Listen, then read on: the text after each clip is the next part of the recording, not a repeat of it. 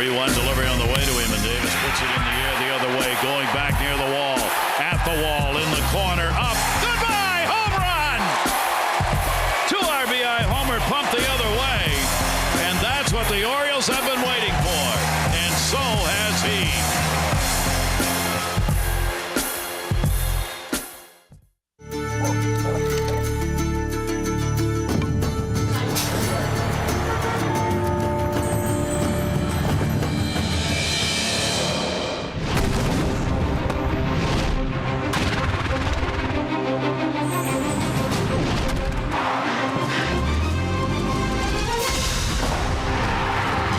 It's the Orioles on MASN, and here at Camden Yards tonight, another big crowd will be on hand for Game 2 of this 3-game set against the Astros. The Orioles have a 3-1 edge on the season series, winning last night by a score of 4-3.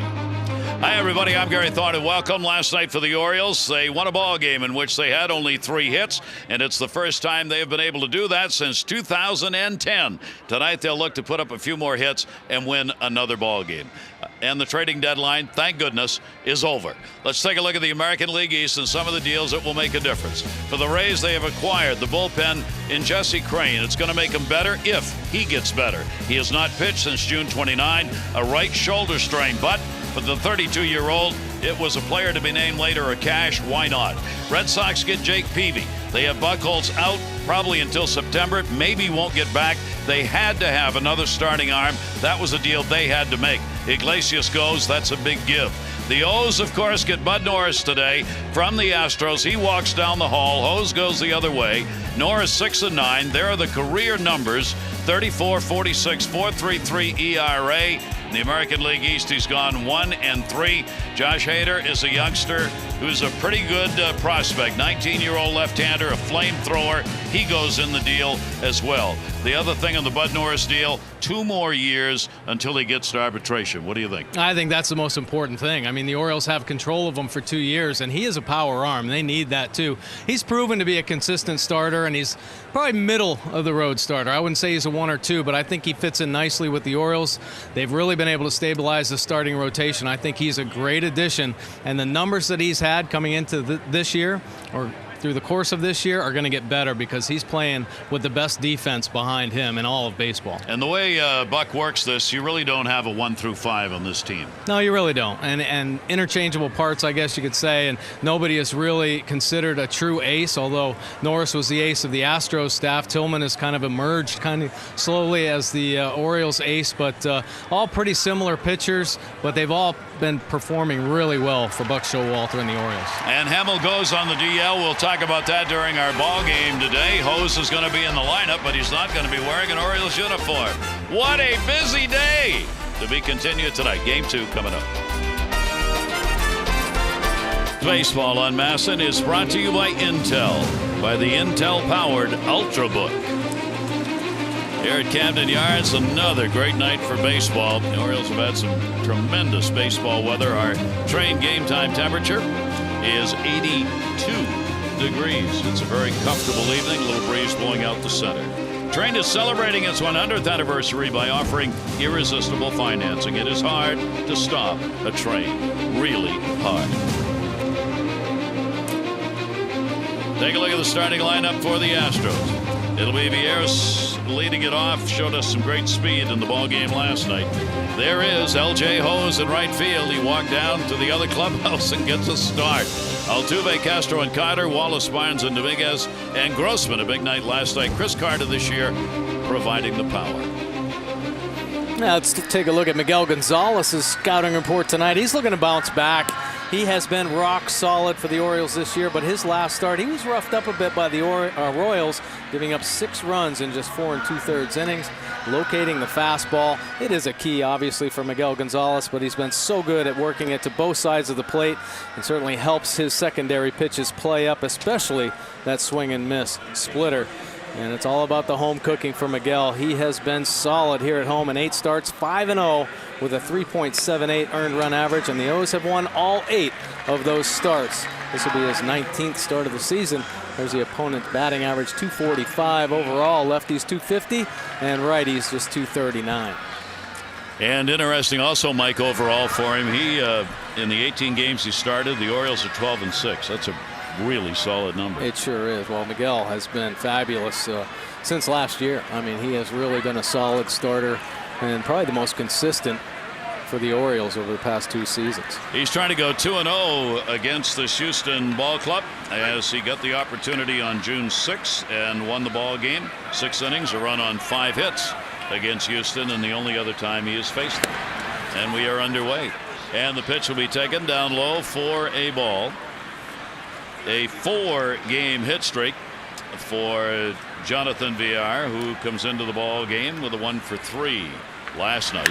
And he'll take it to short, right to Hardy. And 1 away.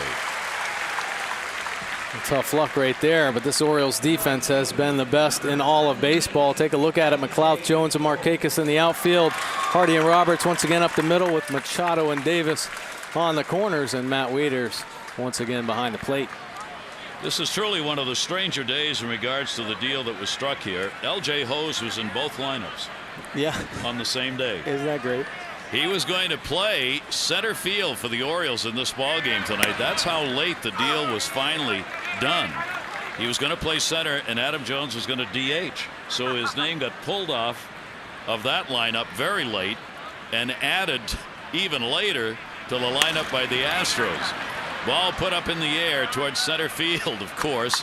Jones is there, puts it away. Hose is retired, and I'm sure there's got to be a stat on that somewhere. Maybe the only major league player ever to be in both lineups. Right. On the same day. And we wish him well. He's a great young man and a potential to be a good ball player, and he's going to get a chance with Houston to play every day. Yeah, this is going to be an outstanding opportunity for L.J. Hose. He's put up just incredible numbers throughout the minor leagues. A great base on ball ratio, high on base percentage. So this is going to be a great chance for him to really show himself and prove that he belongs in the big leagues. And he goes home. Yeah. He goes back to his home. That ball is going to be popped up first base side by Altuve. Davis is over. May have room. Reaches in. He's got it. What a start for Gonzalez. He retires the side. A clean inning and a quick one for the Orioles starter. In yards tonight, let's take a look at the lineup for the Orioles. They'll have McLeod, Machado, and Markakis, Jones, Davis, and Wieters, Hardy, Roberts, and Steve Pearce just back on the roster today. For Adam Jones, there are the numbers, and they are solid. Yeah, let's take a look at the scouting report for Brett Oberholtzer. This is a spot start. It's his first major league start. Of course, he's making the start because Bud Norris is now a Baltimore Oriole. But he was a starter throughout the minor leagues and pretty good numbers. He pitches to contact. He's not afraid to work with his fastball. He's had low walk rates throughout his minor league career. And he hasn't walked anybody in his limited time in the big leagues. He has had 3 appearances, all in long relief, 7 1/3 innings with no base on balls. He's got that 3-pitch mix, fastball, curveball, and a change. This will be his 4th appearance, 7.36 earned run average with 4 strikeouts, no base on balls. And Nate McLeod will lead it off against him. Nate with a 3-game hit streak, a 1 for 4 in the ball game last night, and will take the pitch inside. Again, the Orioles against left-handers. They are 17-16, a game above 500 against left-handed starters, but the average against left-handed pitchers for the Orioles continues to drop. It's now at 245 as opposed to their 275 against right-handers. So even though they're a game over 500, they are susceptible to left-handed pitchers, which is still a concern for the Orioles staff. Here's the 2-0 delivery on the way, and McLeod will take it for a strike. Nate has been one of those who's been able to pick the pace up against the left-handers, as we said, and as a result gets the opportunity to play no platoon situation out there in left field. 2-1 delivery, and McLeod puts it up in the air to right. Of course, it's going to be Hose, and he's got it. The baseball gods just work that way. 1-0. Take a look at the Astros defense tonight. Grossman in left field, Barnes in center with L.J. Hose over in right field. Villar at shortstop, Altuve, the all-star second baseman, at second. Wallace playing first, Dominguez over at third, and Castro gets to start behind the plate tonight. Last in defense, this Houston team. They've committed more errors than anyone else. Manny Machado. Machado with an 0 for 3 last night, 0 for his last 11. Manny goes after the first pitch, first base side. Brett Wallace is playing there, and he's got it. Somebody in a hurry here tonight? 5 pitches thrown by Gonzalez to get 3 outs in the first inning, and now Oberholtzer is trying to equal it here in the bottom half of the inning. Well, both teams coming out aggressive, but nothing really to show for it. You mentioned this Astros defense being the worst in the major leagues, and talk about Bud Norris having to pitch with that defense behind him, and that kind of wears on a pitcher. You know, outs that should be made obviously add to the pitch count and just the longer inning, so I'm sure he's going to enjoy pitching to this Orioles defense. 2 down. Nick Markakis will take it down low for a ball. And we are going to get to see Norris tomorrow night. He's going to pitch against Jordan Lyles, and Tillman's been moved, I believe, to the second game now in the series, or Friday against Seattle. I'm sorry, Friday against Seattle. 1 ball, 1 strikeout. 2 down. Nick Markakis, and the pitch will be taken down low for a ball. Markakis continuing to keep the average up at 285 on the season. 19 doubles, 8 home runs. Of late they have been the base hits and the runs scored as a result that have meant the most to the Orioles. 2 ball, 1 strike delivery on the way, and that will be fouled back, and the count goes to 2-2. Nick made a good point tonight talking about starting pitchers for the Orioles. He was saying around the cage, you know, we get starting pitchers who've got an ERA under 4 or right around 4. We're going to win ball games. Well, definitely. This Orioles offense can produce some runs. Yeah, exactly. That's his point. I mean, the Chens and the Gonzalez are going to have ERAs better than that. And a strikeout recorded. So each pitcher starts it clean. 1, 2, 3 innings. We go to the second. Gonzalez back to work. Tonight, and Bo Porter, their manager, they may be a little shy in the bullpen, as Travis Blackley, a left-hander, in batting practice earlier today, watch what happened to him in the outfield. A ball hit him, and he's got a contusion over his left eye. Dangerous. Well, we saw Manny Machado get hit 2 days ago, and he took a shot this afternoon. Nobody's safe out there. Nobody's safe. So Bo Porter's listed him as questionable for his availability tonight with that contusion over the eye, and certainly sounds like a situation where they hope they don't have to use him. They'd rather not. Right. And you could see why. Here's Jason Castro. He will foul off the first pitch. Castro had an 0 for 3 in the ball game last night. So the Orioles today, Jason Hamill goes on the DL. Steve Pearce reinstated from the DL. Hamill's got a right flexor mass strain that's bothered him for a while, according to Buck Showalter. So the 15-day L for him, and Pearce is back. He'd been on the DL since June 21 with wrist tendonitis. Ball put in the air to the gap, right center. Jones going over, racing back, won't get to it. It'll take the hop up and over. And Castro's got a leadoff double, ground rule double here in the second inning.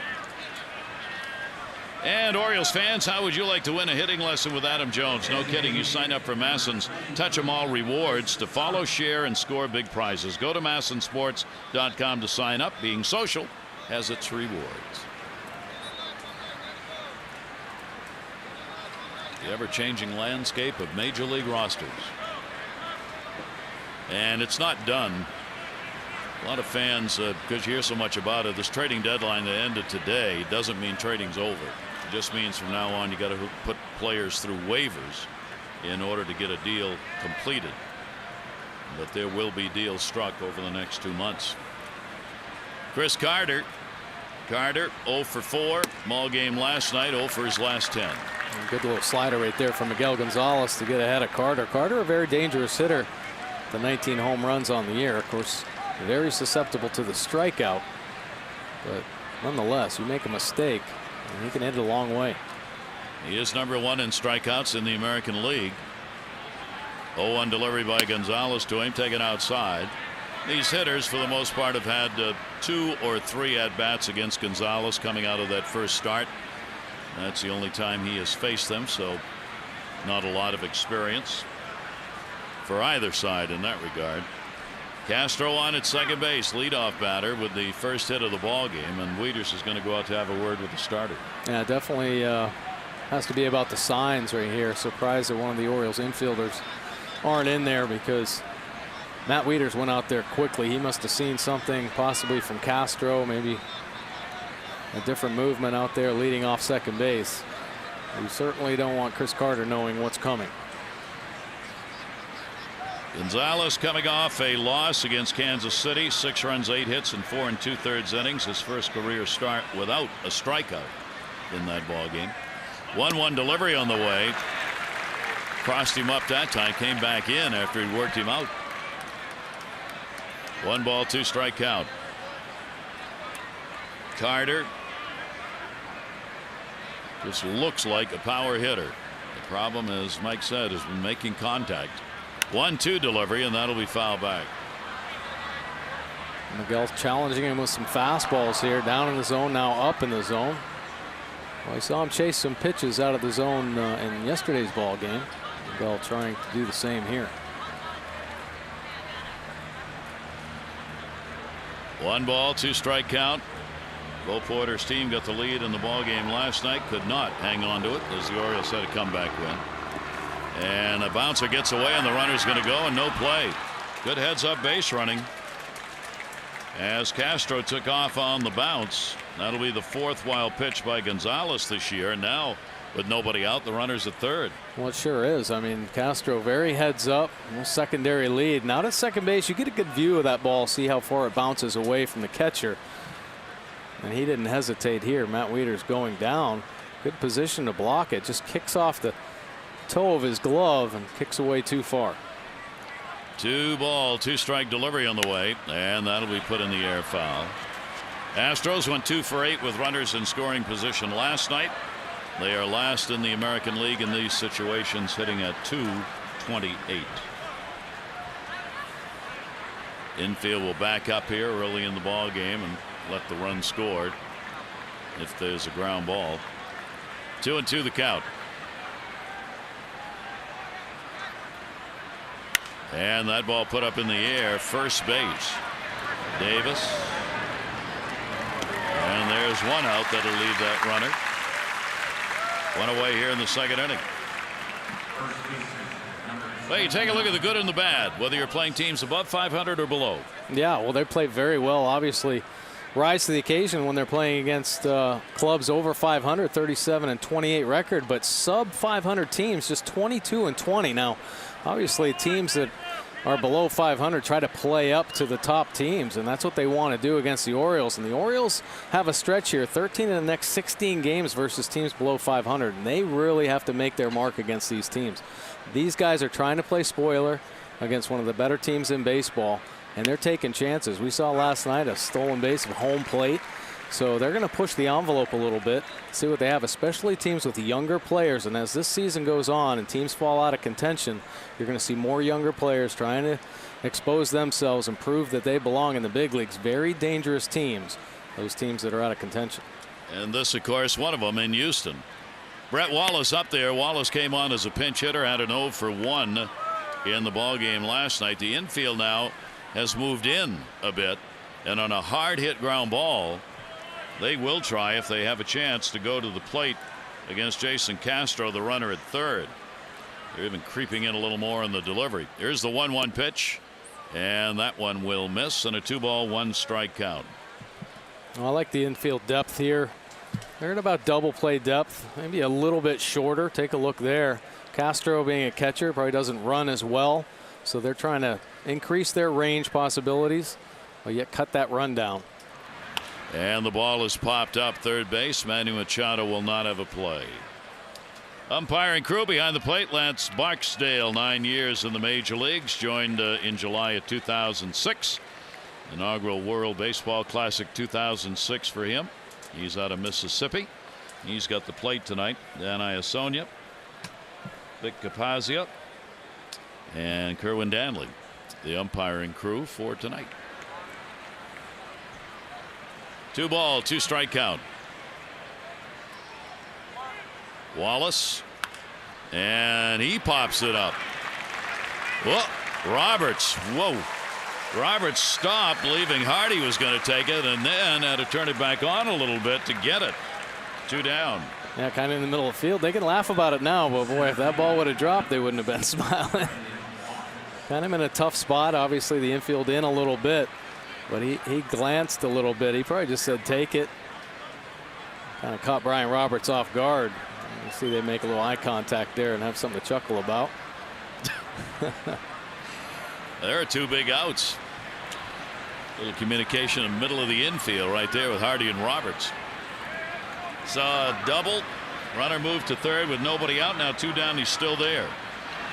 And Barnes, and the pitch will be taken up high for a ball. Barnes had an 0 for 3 in the ball game last night. Brandon Barnes with the 5 home runs and 22 RBIs on the season. Gonzalez a chance to get out of this inning. 1-0. And he'll fall behind him 2-0.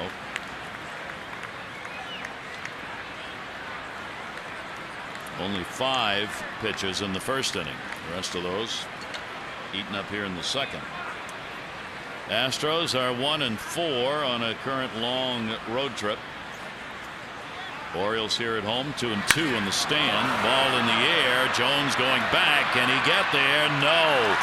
It'll fall on the warning track for a double and an RBI. So Barnes delivers with 2 down, and the Astros are on the board 1-0. Pitch just a little bit up in the zone from Miguel Gonzalez. Stayed over the heart of the plate. Take a look at the Nissan pitch track here. Matt Weeder setting up down and away. That pitch is middle up, and Barnes doesn't miss it. He drives it into the gap. Adam Jones, a good job getting to it, but unable to come up with the big out. So big 2-out hit right there as Barnes delivers. Double number 11 on the season. RBI number 23. 2 down still, and the pitch will be taken for a strike. This is Matt Dominguez, their third baseman. Picked up a run last night with that 1 for 4 that he put up, hitting at .228. As you can tell, as these Astros numbers are flashed before your eyes, they struggle. Offensively, they are last in average, next to last in runs. Ground ball up the middle, but you wouldn't know it here. That's going to get another run in. Barnes will easily score as the ball had no traction, just enough to get into center field, and then died. So Dominguez gets a 2-out RBI single, and it's 2-0.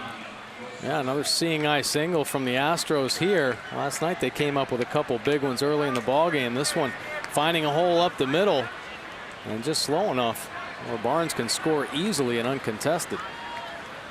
So a couple of big hits with 2 down. This is just what you're talking about. Players trying to get their name in front of their manager and their organization by doing things like this.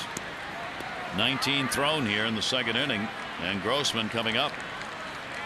Robbie Grossman had the big ball game last night with that 3 for 3. Switch hitter, good speed. And whoa, did he tear into that? Way back in right, and goodbye home run. And I believe that one ended up on Utah Street. He crushed it. A 2 RBI homer, and the Astros have a 4-0 lead. That is his first major league home run. Well, and it all started really last night with a bunt base hit to get him rolling. 3 hits in last night's ball game, and he just ambushed a fastball from Miguel Gonzalez. Take a look at it here. Now Weeder's setting up away. That ball leaks back over the heart of the plate, and he jumps all over it right down the right field line out onto Utah Street. Wow. All of this coming, the RBIs with 2 outs and 4 runs on 4 hits for the Astros.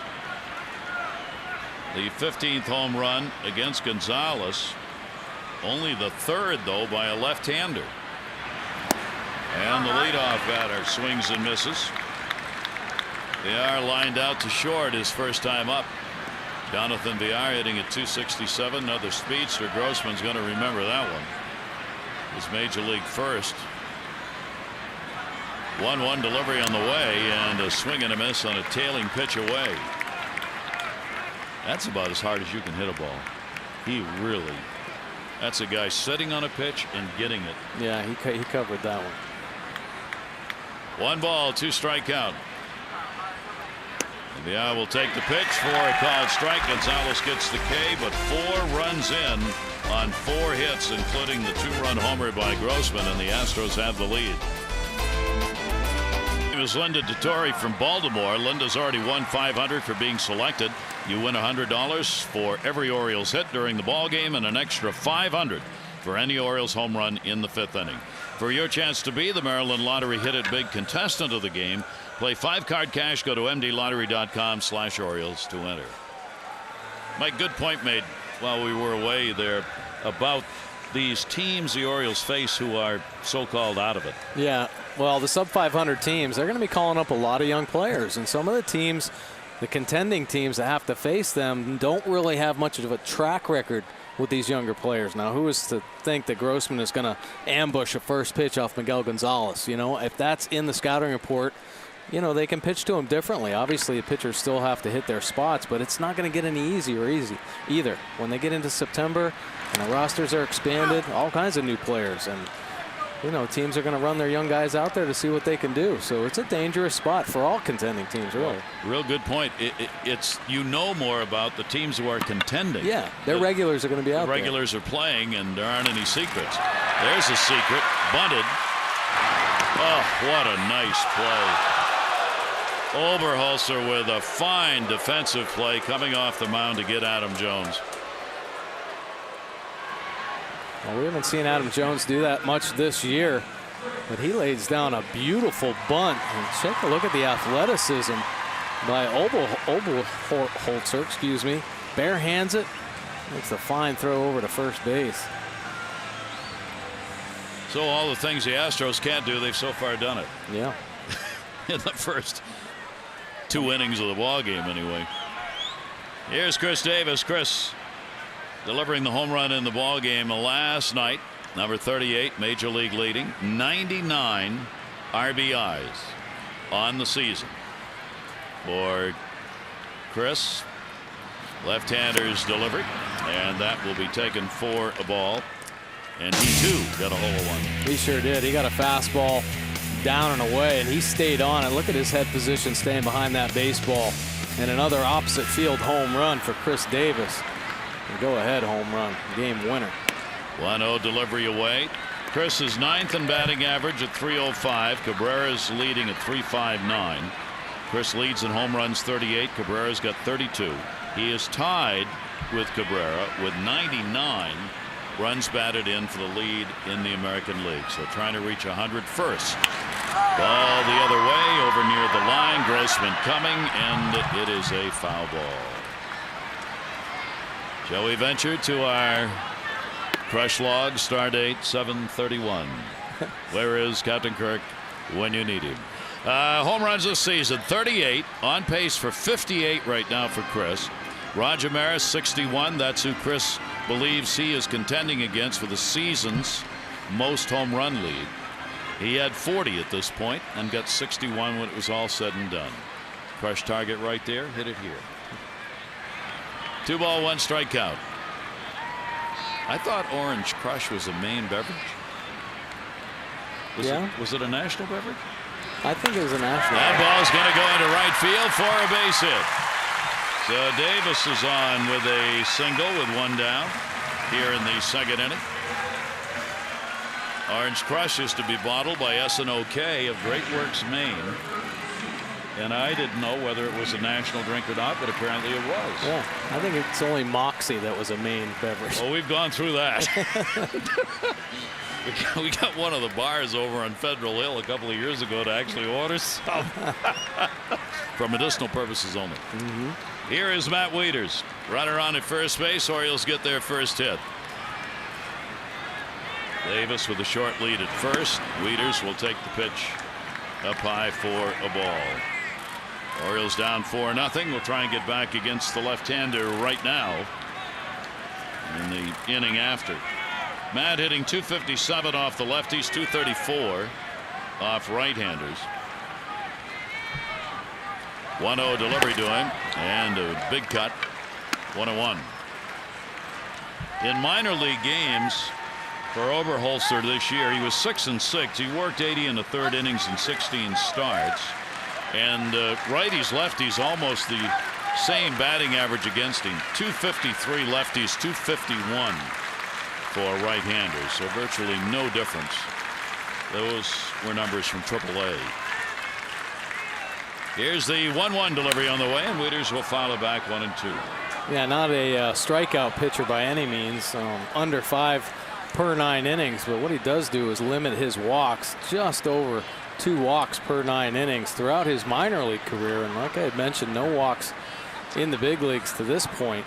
So around the plate, pitching the contact with all of his pitches, and he throws his fastball quite a bit, so he isn't afraid to challenge hitters with that. Oberholtzer, 1 ball, 2 strike count. Davis not going anywhere at first. Wieters will take it up high. We had Maxwell in the ball game last night. He was traded to Kansas City. He was from Maryland, still had his home here. Bo Porter said goodbye to him today. He's gone. Right-hander Kyle Smith, a 20-year-old in A-ball, was acquired. Now Oberholtzer's from Delaware. He's from Newcastle, Delaware. Good stop made as Castro blocked it. Oberholtzer was drafted by Seattle in 07, didn't sign, then went with the Atlanta Braves in 08 when he was drafted there. He's just 24 years old, just turned 24, and this is his 3rd full season in the Houston organization. His first at the major leagues, and this is his first start. 3 ball, 2 strike count.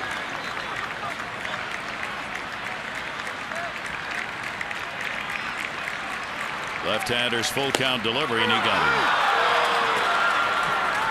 it. Second strikeout, 2 down. Matt Wieters kind of questioning the call right there, but really good location right here. Take a look at the Nissan pitch track. Perfect spot, down and away, 90-mile-an-hour fastball. This locks Matt Wieters up. That's the spot you want to hit. So 2 away with Davis on at first base, and here's J.J. Hardy. J.J. 253 on the year with a 1 for 2 and a big 2 RBI base hit in the ball game last night. They got the Orioles back in it. Chris Davis will deliver the home run that would be the game-winning RBI. As we mentioned in the open, for the Orioles, winning a ball game in which they scored 4 runs and only 3 hits in the game. The Orioles had not done that since the 2010 season, winning a ball game and getting that many runs on just 3 or fewer hits. Hardy with a 1 ball, 1 strike count. Now look at Harrell on the right there. He ran into some command issues, had 3 walks, which loaded the bases. That's when J.J. Hardy broke up the no-hitter and picked up the 2 RBIs, and then another walk led to Chris Davis hitting the 2-run home run. So base on ball certainly hurt Harrell in last night's ballgame. The Orioles took advantage of it and got it done. Boy, if Hardy's going to hit against anybody, you can see it's probably against this ball club. 9 for 15 with a home run and 5 RBIs this year against Houston. Far and away the best numbers for an Oriole in the Houston series. 1-2 delivery, got out in front of that, popped it up third base. In foul territory. Matt Dominguez is there to put it away. No runs, 1 hit, no errors, 1 left on base, 2 complete, and the Astros lead. Joining the team today, the pitcher, 28 years old, Buck Showalter, recognizing L.J. Hose had to go the other way, but before the game on our Wired Wednesday, he talked about the deal. Well, I'm proud of our organization being able to develop players to the point that we're able to acquire somebody that helps our major league club, and it's about assets. And So these two good young men, kind of stings a little bit being local, but it's going to help their lives. So I take good feeling with that. And I know Dan's been working very hard. We like Norris. A big part of it is he's under control for 2 more years after this, and you never know what when you go into trying to acquire players in the off season, you're going to be trying to acquire this guy. And Norris will make his debut with the Orioles tomorrow against the team he was on when he came to the ballpark today. It's just so strange. He will go against Jordan Lyles, and then Tillman will be working the first game against Seattle. Feldman will work game 2 and Wei and Chen game 3. Jason Hamill coming out of that rotation, going on the DL today. I think Buck Showalter was right in talking about the player development. I mean, getting young players and developing them so that they can make these type of moves. They've made a couple trades this year already, and use some of the minor leaguers to act those trades out. So a great sign for the organization overall. I think the depth of this organization has gotten a lot better since Buck Showalter, came on as manager and addressed the issues that needed to be addressed, strengthening the organization from top to bottom. I think the scouting has been outstanding. I think the player development, through the minor leagues has gotten a lot better, and we're seeing signs of that this year.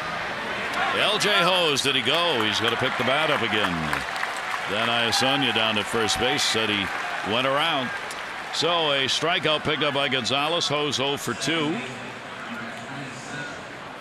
Well, L.J. Hose has been very patient at the plate throughout his minor league career, but this time gives chase to a fastball up the top of the zone. Saw that bat head go out in front of home plate.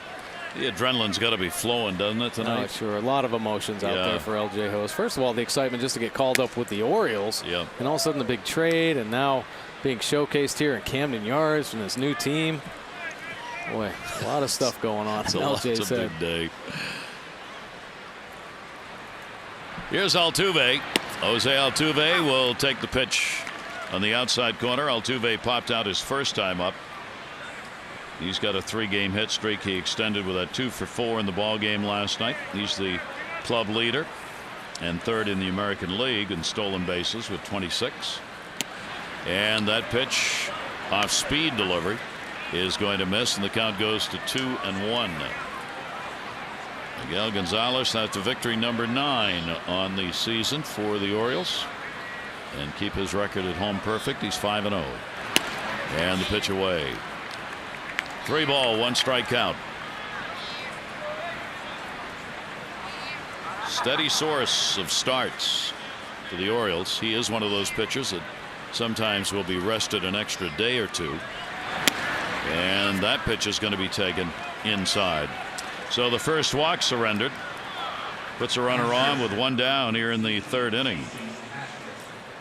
The Orioles and Astros will wrap up their 3-game series tomorrow here at Camden Yards. So get on board back to Birds. Pennant chase is underway, and a great summer night can be had right here with these new American rivals going at it. 888-848-BIRD or go to Orioles.com.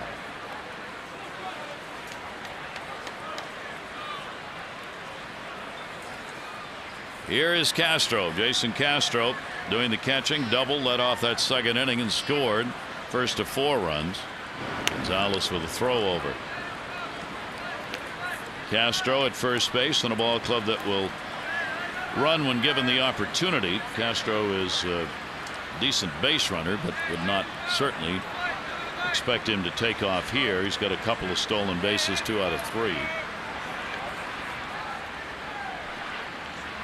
And that's going to be ripped into the corner. Markakis will make the run to go get it. Castro on his way to 2nd. Altuve at 3rd will be held up by Tremblay, and it's a double. So the Astros have brought their bats with them in this one, and Castro's got 2 doubles and 2 at bats tonight. Yeah, Castro, a very dangerous hitter. He had a pretty good series against the Orioles at Minute Maid Park, and he jumps all over this pitch, turning on the fastball in the inner 3rd and hammering it down the right field line. I think Altuve running a little cautiously as he made it into 3rd base. Altuve's had problems with the hip flexor problem, and it certainly didn't look like he's able to run 100%. The Orioles will bring the infield in. Here's Carter, who popped out his first time up. And the pitch outside for a ball. 2 for 4 with runners in scoring position so far for Houston in the ball game, and they get a chance here to tack on some more early in the game. 4 runs on 5 hits so far. Carter with 0 for his last 11.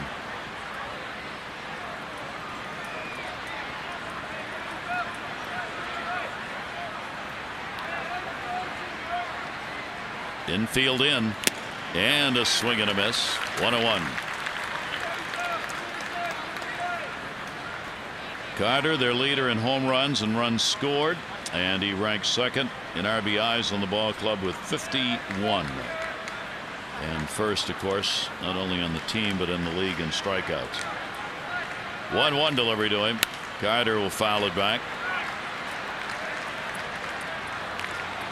1 ball, 2 strike count. Bo Porter with the ball club that's headed to another 100 loss season, 3rd in a row. But Showalter's team 5 games out of first place, vying for another postseason chance, with the Orioles leading the all-time series. And that's inside. In fact, the Orioles here at Camden Yards have never lost to Houston. They are 7-0 at home against the Astros. Bo Porter, though, talks with a lot of optimism about this Astros team and the organization. They have a very strong minor league.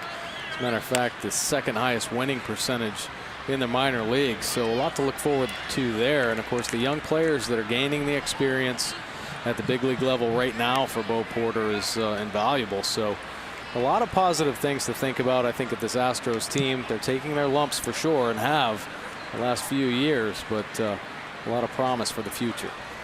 They should be a different looking ball club literally next year with some of the players we're seeing now, regulars on their team next year. 2-2 delivery on the way, and that will miss outside.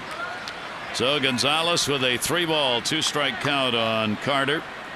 2 in scoring position, and a big moment in the ball game early, as the Orioles base hit here could give the Astros a 6-0 lead in this game. The infield will try and cut down that lead runner. You saw Altuve kind of limping around. What we were talking about, he is that lead runner at third base. 3-2, and Carter strikes out. Gonzalez got him to chase one out of the strike zone. A good pitch from Miguel Gonzalez. Take a look at the Nissan pitch track here. Fastball away. Didn't have to get it on the plate. Just a challenging pitch, and hope that Carter chases, and indeed he did. With the open base out there, Miguel could be a little bit careful, and he was, and he got away with a big strikeout. So now there are 2 down. Wallace popped out his first time up, getting the start at first base in the ball game. Infield will back up, but 2 away. Almost caught the blouse, not quite. This is where the Astros scored in the 2nd inning. 2 down, RBIs, Barnes a double, Dominguez a single, Grossman with his career first home run, good for 2 more. Well, he has given them the big punch in the ball game so far. Here's the 1-0 delivery, and swung through. 1-1. Pretty good movement on that fastball from Miguel Gonzalez, 91 miles an hour. Good 2-seam action. They tailed away from Wallace with a hefty cut. Wallace, one of those players who's been up and down. 2nd time with the ball club. He was here on opening day, not for long though, a couple of weeks. Came up again on June 25. 1 ball, 1 strike delivery, and Wallace will swing through that one. 1-2. Well, Gonzalez again with a chance to get out of the inning. This one, if he can do it, not allowing anything.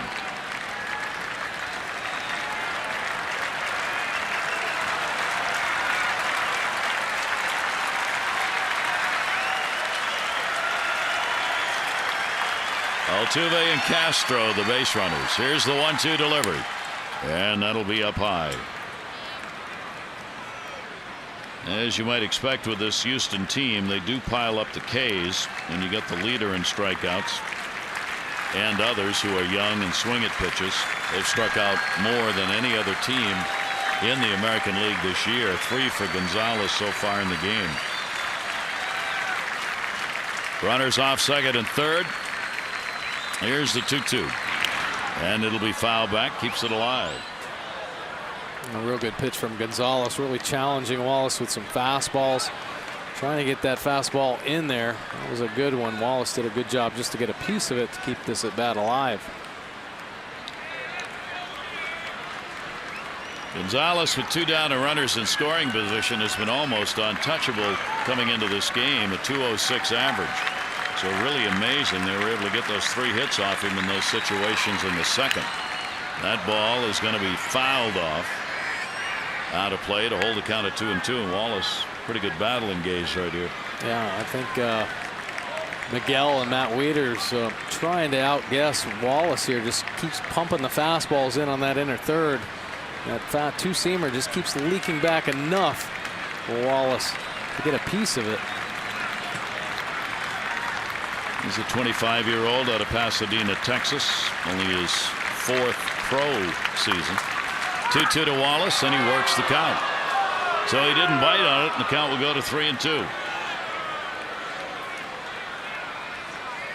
Gonzalez having to work. Altuve at third base. Castro on at second. There are 2 away.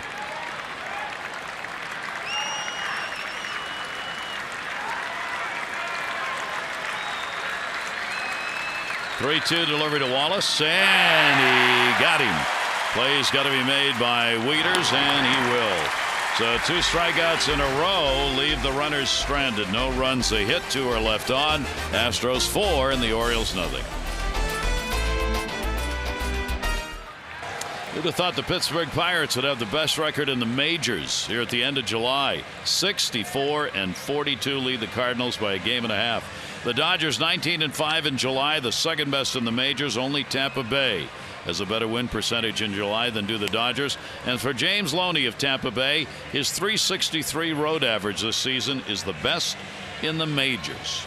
I give you a who'd have thought on all of those. Yeah, I agree. Los Angeles Dodgers really coming out of nowhere with a huge month of July to take the lead out there in the National League West. When the Orioles were out playing Anaheim, I mean, when you talk to the people on the West Coast, it was a done deal that Socia was going to go to the Dodgers. Mattingly was going to get canned with the Dodgers, who were playing terrible baseball, that they're going to make the managerial change. It was all but done. Nope. No.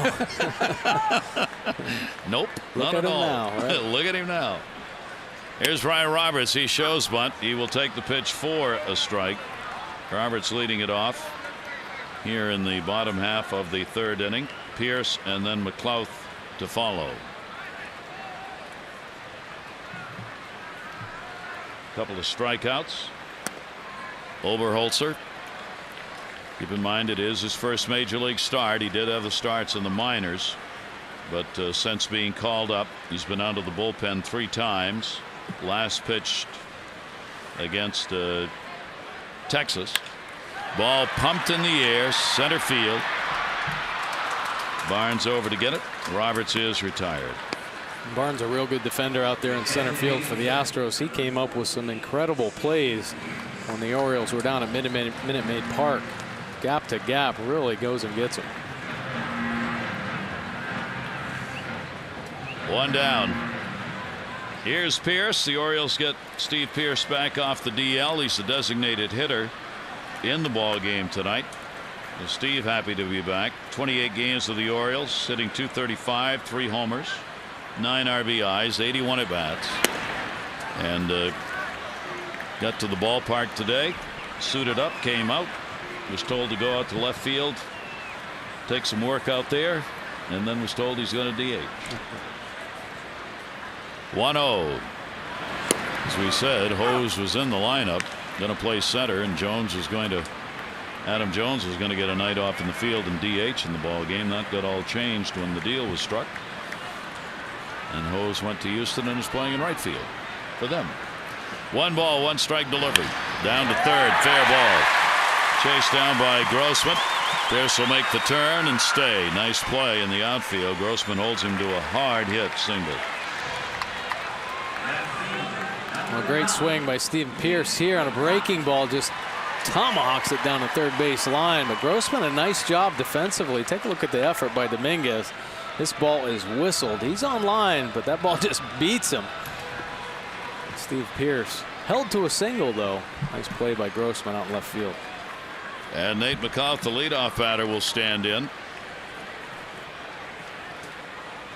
Nate flied out to right field his first time up. And the left-hander's pitch to him will be in there for a strike. For McLouth, 250 off the lefties, 293 off right-handers. He's had a solid July. One of the consistent bats this month, hitting at 289 in July, coming into the ballgame tonight. 0-1 delivery to him. McLouth slow roller, and that will go foul.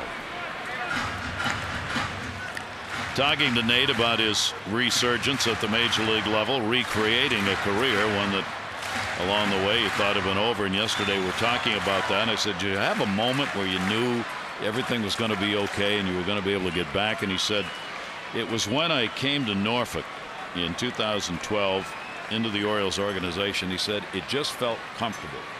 He said, and I got there, I liked the people I was playing with, it was a good ball club, good manager. He said, I just felt like I'm ready. I can play this game again.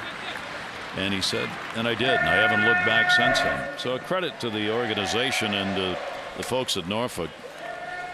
Because for Nate, after the seasons in Pittsburgh, he and a lot of others wondered whether that was it. Yeah, things were looking kind of bleak for Nate McLouth, but a great turnaround. Obviously, I think you play better when you're around people that you enjoy being around, and so obviously a tribute to the Orioles organization once again in AAA. There's some really good people. Ron Johnson, of course, AAA manager down there. But Rainmaker to right field. Second baseman wants it. Altuve backs up and will put it away. And McLouth is retired, 2 down. Our Extra Mile Index, the Firestone Complete Auto Care Extra Mile, brings it to you. Yeah, Major League Baseball hits leaders. Miguel Cabrera, 137. Mike Trout, 137. But Manny Machado right there at 135 base hits. Adrian Beltre, 132. And Segura with 132. Manny will get right back up there on top. Get his bat going again. Machado popped out his first time up. Runner at first base, Pierce, 2 down. Manny at 295 on the year. And will take the pitch on the outside corner for a strike. 4-5-0 for the Astros. 0-2-0 for the Orioles. Machado 278 off lefties, 304 off righties, facing 24-year-old left-hander who popped that one foul. You take a look at the numbers for this youngster. He's done so many things. The most hits in the American League by a third baseman under 22 is held by Buddy Lewis, who played in 1937. He had 210 hits. The youngest third baseman to lead the majors in hits was George Brett with 215 in 76. And the youngest third baseman to lead the American League in hits was George Brett in 75, when he had 195 hits. And Manny Machado's got a chance of reaching into that area. Yeah. If the bat stays hot for the final 2 months. He has a great chance to do that, and I don't see why not, barring injury. I mean, he's had a consistent approach. He's running some trouble here, but all hitters go through ups and downs, and I think the excitement of the opportunity to play in the postseason is going to re-energize a lot of these players on the Orioles. With 135 hits, Manny Machado, a real shot at taking over some of those marks as far as young players, young third basemen are concerned. And for Jim Presley, his hitting coach, watching him day in, day out go through the routines, continues to be amazed at the consistency of that routine every day. Machado's gonna go to short, play at first. Nice pick made. And this team, which is last in defense in the majors, is doing everything other than being last so far in this game. Astros 4, Orioles nothing. Orioles baseball on MASN is brought to you by 5-Hour Energy Shots. Pretty night. Great night at the ballpark. Orioles here in this homestand. in the pennant race. Folks coming out see the O's here in Birdland, and couldn't ask for nicer nights to be out at the ballpark. Right back here tomorrow. This 3-game series against Houston will conclude. Chance to come out and see Bud Norris make his debut in an Orioles uniform. Jordan Lyles on the other side, as these two teams will wrap up the season series. Orioles have the 3-1 edge at the moment against this team. There's Bud, the new acquisition from Houston. Barnes will take the pitch outside for a ball. Brandon Barnes, double RBI in the second inning. Dominguez an RBI single. Grossman a 2 RBI homer. That'll skip to the backstop. Orioles, with the 2 hits in the ball game, both singles, have not advanced a runner beyond first base yet. And a 2-0 count. Gonzalez with 58 pitches thrown so far. Here's the 2-0 delivery. Taken, and it's there for a strike. After that first inning, thought Miguel Gonzalez was going to be on cruise control, but Astros hitters changed that in a hurry. Big second inning, and then had him on the ropes in the third as well. So Miguel Gonzalez labored through the last couple innings. 2-1 delivery. That's going to be a base hit into center field. Oh boy, the bottom part of this order haven't been able to get him out yet. A leadoff single here in the 4th inning. Get on board during the playoff chase by picking up the Birdland Summer 6-pack. You get a ticket to 6 games of your choice, including 2 against either the Yankees or Red Sox at one low price. You'll pay non-prime prices for prime games you don't want to miss out on. So lock in your seats now. It's Orioles.com or 888-848-BIRD for info. Yumma.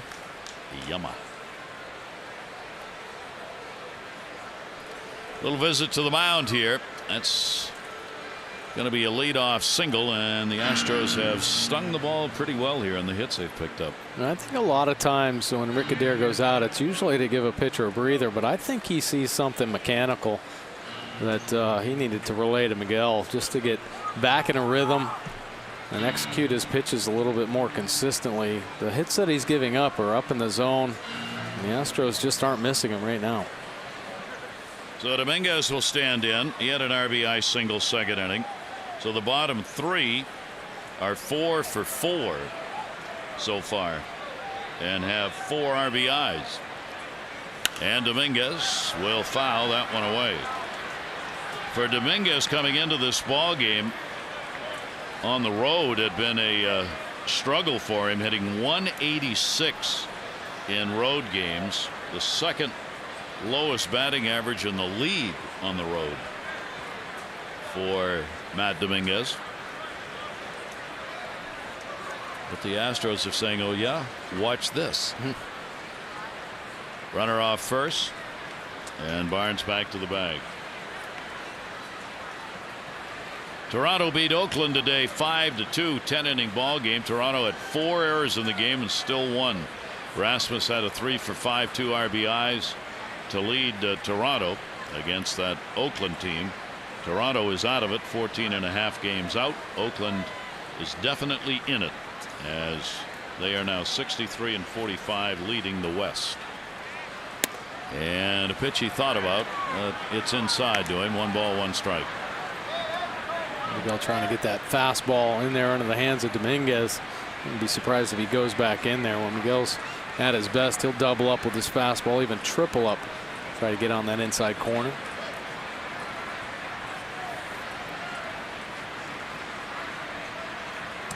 Short lead at first base for Barnes, and that ball is going to be fouled away. So Gonzalez able to get ahead of him. 1 ball, 2 strike count. Here in this ballpark, we told you he's 5-0 this year. 14 career starts here. He's 8-2, and his ERA is 4 in home games. And he's never had consecutive losses in his first 33 career starts.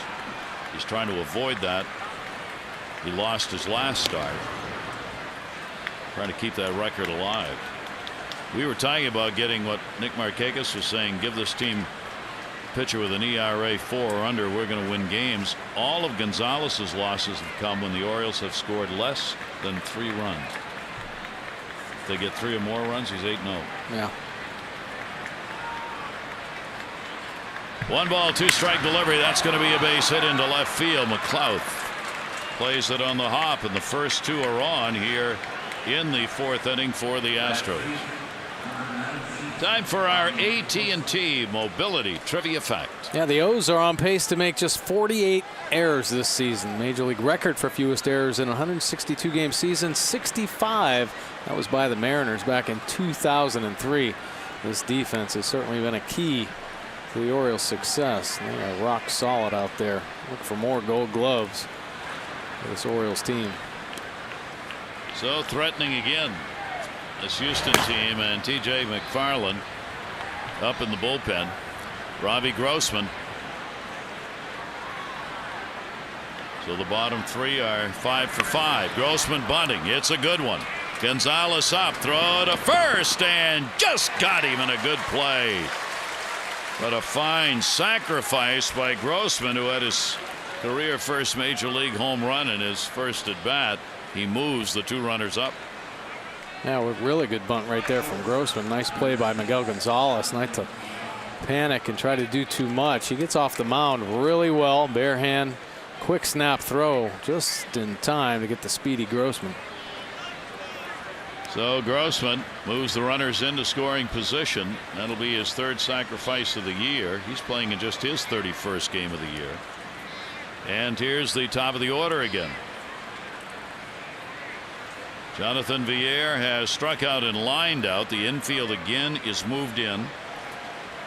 Barnes, the lead runner, at 3rd base. And the pitch taken for a strike. Already today, these Astros 2 for 6 with runners in scoring position. And to look down to Dave Tremblay at 3rd, relaying the signs to Villar. He too a speedster.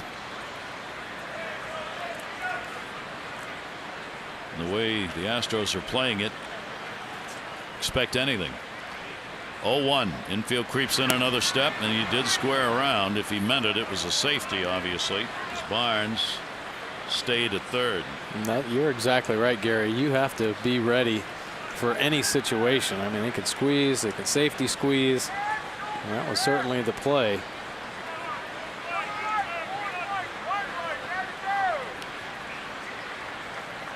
Runners off 2nd and 3rd. 1 ball, 1 strike count. We are swinging through that one, and it goes to 1 and 2. Astros left 2 on in scoring position in the 3rd inning, and here they are again with a chance. This is where they've had trouble all year, finding those big hits. Barnes the single, Dominguez a single.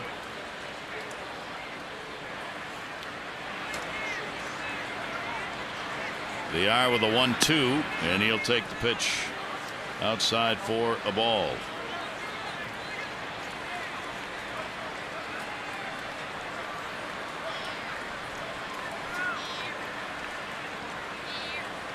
He has not had many chances with runners in scoring position. It's only his 9th game. Yet another, as we were talking about it, the young players getting a chance. Here's the 2-2 delivery, and just misses. So another 3-2 count. I believe that is the 3rd 3-2 count Gonzalez has had in the ball game. Villar showing some pretty good patience right there for the young hitter, laying off a couple really good split fingers from Miguel Gonzalez. Infield still in. 3-2 delivery on the way, and Villar will foul it off, and that caught Wieters.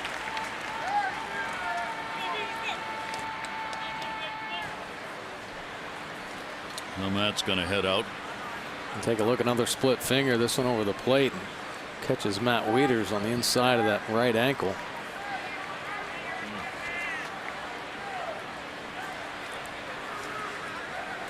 So Matt goes out and tells him, don't throw that pitch again, okay? Yeah.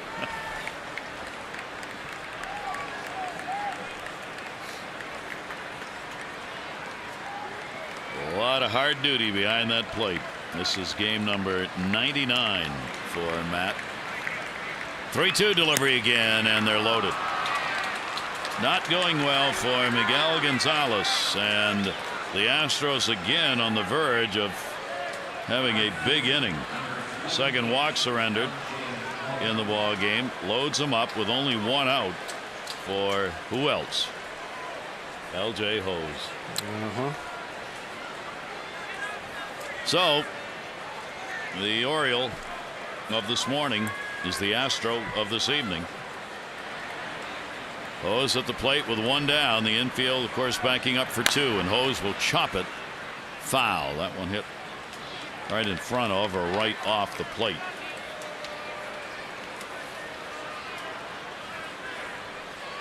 You know, there have to be some fans who were around town today and didn't see TV or listen to radio, getting ready for the game, driving in or whatever, who were looking out there going, yeah, doesn't he play for the Orioles? What happened here? Hose hit .304 99 games for the Tides this year with the Orioles. 0-1 delivery. That'll miss away. 1 ball and 1 strike. Hose was the 2012 Orioles minor league player of the year, appearing in a couple of games with the big club last season. Bases loaded. 1 ball, 1 strike, 1 down. Gonzalez's delivery, and Hose again will chop that one foul. Gonzalez gets ahead of him, 1-2. LJ, for a young player, really did some great things in the Orioles organization. The minor leagues really played up to each level he was challenged at, and he was performing tremendously well in Norfolk, earning the call up with the Orioles. I think there's a huge upside for LJ Hose, not just what he can do on the baseball field, but a great character guy. 1-2 delivery will miss, and a 2-ball 2-strike count. Gonzalez battling through after a 5-pitch first inning, 1-2-3. Since then, it has been a rocky road. 2-ball 2-strike count. Outfield shaded around to right and in a couple of steps on Hose. 2-2 delivery. Hose will take it. He's gone. So Gonzalez gets another big strikeout. 5 in the game, 2 against Hose. Take a look at the pitch here from Miguel Gonzalez. Fastball perfectly located at the bottom of the strike zone to get LJ Hose looking. LJ thinking it's a little bit down. Pitch track shows right at the bottom of the box. A major league leading 985 strikeouts coming into today, and 5 more added by Gonzalez to this Houston team's numbers. So again, with 2 down, Houston will try and score. Altuve is walked and popped out. Altuve, a .253 hitter with runners in scoring position. Gonzalez living in the edge.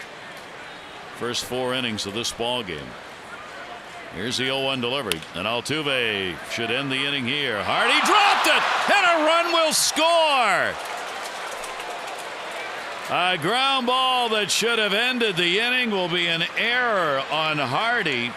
Barnes will score. Altuve reaches, and it is 5-0. Yeah, a little chopper, pretty routine ball for J.J. Hardy. I think Dominguez at second kind of screened him a little bit. You see him hold his ground, and then that ball ended up skipping up, getting a short hop. See it bounce up and get J.J. right off the toe of the glove, unable to come down with it. And very uncharacteristic of J.J. Hardy. So the Orioles are the team that commits the error in the ball game, at least the first one. Honor and run will score. Hardy charged with just his 8th error of the season. Keeps it alive, bases loaded, and here's Castro's got 2 doubles. And Castro will take it down low for a ball. This game, a lot of things in it are backwards so far. 5-0 lead. Castro doubled in the second leading off, doubled in the third, and was left stranded. Gonzalez with a 1-0 delivery on a check swing that's going to miss inside, and it goes to 2-0.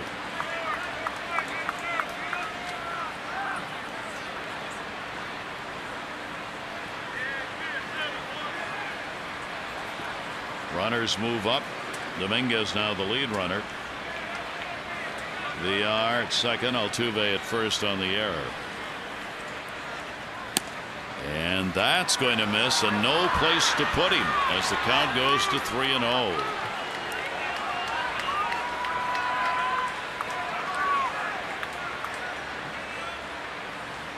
Do you let him swing here? Oh, yeah, you do. Yeah.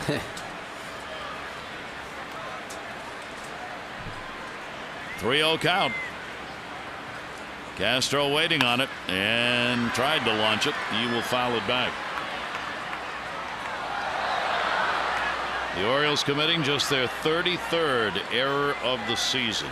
Closest to them defensively in errors, Tampa Bay with 40 coming into today's play. And the Orioles, with those good numbers, of course, have not surrendered a lot of unearned runs. There's one on the board in this ball game. 3-ball, 1-strike count. And Castro drills it in the air to center. That is way back. And goodbye. A grand slam. Home run for Jason Castro. In an inning that should have been over. Castro takes advantage of the open door. His first career grand slam and his 13th home run of the season, and a 9-0 Houston lead. Well, one thing that the Orioles have been so good at this year is not giving teams extra opportunities. And the Astros capitalizing on a mistake. Miguel Gonzalez, an elevated fastball, 3-1 count. Castro, he's shown he's going to be aggressive. A couple doubles and now a big grand slam. And a 9-0 lead for the Astros in the 4th inning. And the 8th batter of the inning, Chris Carter. Carter has popped out and struck out. And that's going to be a base hit into center field. And Gonzalez just about done for the night. And here comes Buck Showalter.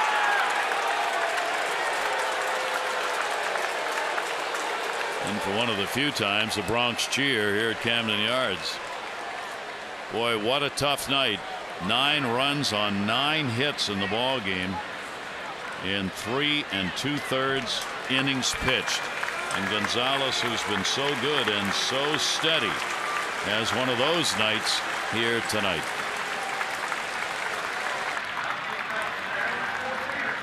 For Miguel Gonzalez, he'd given up 9 hits to Cleveland earlier, but this is the most runs he has given up at the major league level. Yeah, very tough outing for Miguel Gonzalez. Just 3 2/3 innings, 9 hits, and the 9 runs, 4 of them earned, and 5 strikeouts, but didn't have the command of his fastball tonight. Left a lot of pitches elevated, and this Astros lineup took advantage of it. Teammate TJ McFarland now in the ball game. This will be his 25th appearance.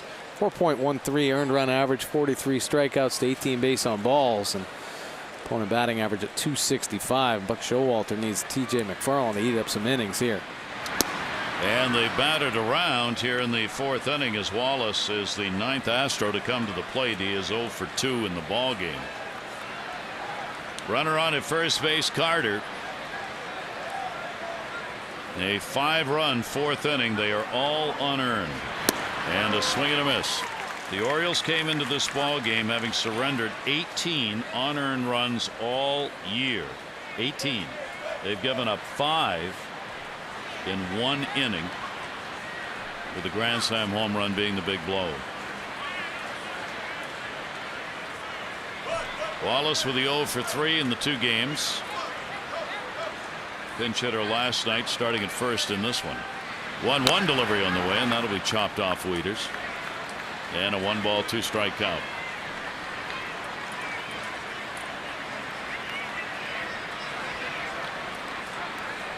What Showalter knows, he's been on both ends of these kinds of years. 2 years ago, it was the Orioles looked to be the spoilers and were. Kept the Red Sox out of the playoffs. Then you're on the other end. You're trying to get in, and you're looking at teams who don't have a lot to play for, and then they see, hey, we can do some damage. Yeah. 1-2 delivery, and that'll be taken outside. And Miguel Gonzalez in danger of having consecutive losses for the first time at the major league level. 2-ball, 2-strike count. Long way, however, to go in this ball game. And the delivery's on the inside corner for a strike. So McFarland gets it done, but a big 5-run unearned inning and a 9-0 Astros lead here in the ball game. Gary Thorne and Mike Wardick with you. And Mike, from a player's perspective, when you get into these kind of games early in the ball game, we're only going to the bottom of the 4th. What's going through your mind as a player? Just keep having good at bats. I mean, you're not out of it. This Orioles offense isn't out of it. We've seen them explode for huge offensive production. So it's early in the game. We got a lefty, the inexperienced lefty out there. Get him on the ropes and see what happens. Just roll the dice. Just keep having quality at bats and see what happens. And don't try and get 6-run homers. Well, that's the key, obviously. You don't want to give away at bats. Yeah. Just keep putting together good ones. Well, the Orioles are going to try and do that, as the Houston Astros certainly have been able to do it. This left-hander, first major league start. No walks, 2 strikeouts so far, and the Orioles have only picked up 2 singles off him. Here's Nick Markakis. Nick struck out his first time up. Go to the bottom half of the 4th inning. And the delivery will be taken outside for a ball by Markakis.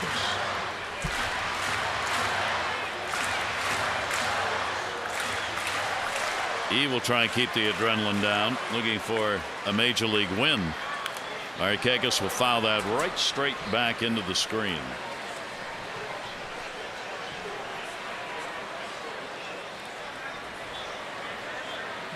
Oberholtzer, only 24 years old. 6-6 in the minors at AAA this year. Fastball, cutter, changeup pitcher. Here's the 1-1 delivery. Popped up in the infield. Shortstop. Put away by Villar for the out, and Markakis is retired, 1 away. Take a look at our Chevrolet League leaderboard. It's brought to you by Chevrolet. Find new roads. Home runs, American League team leaders. The Orioles still leading the way with 142. Blue Jays right behind them, 136. Mariners coming into town this weekend. They've got 127. Rangers 122. And the Tigers with 120. Take a look at that American League average at just 110. The Baltimore Orioles destroying that number. And here's Adam Jones. Jones robbed of hit his first time up when he tried to bunt his way on. He will foul that one back. With the 2 home runs picked up by the Stros in this ball game by Grossman and Castro. Again, the Orioles being out homered here at Camden Yards, now 76-73 in the year. That grand slam by Castro, obviously big hit in this game. Here's the 0-1 delivery, and Jones will foul that one away. And an 0-2 count. It gives this left-hander a lot more options and a lot better chance to just throw some strikes and say, here, hit this, and you got a 9-0 lead. Oh, it's definitely going to make him relax. I'm sure there was a lot of pressure on him in his first major league start, an opportunity to really try to start establishing himself, and who knows, this start might lead to others for him here down the stretch. But yeah, certainly a 9-run cushion will help him relax. 0-2 foul the other way. His last start minor leagues was on July 22, so he's had a lot of rest. He worked 6 innings, only gave up 1 run on 1 hit, struck out 9 and walked 1 in that ball game. It was in the minors. Adam Jones, 0-2 count.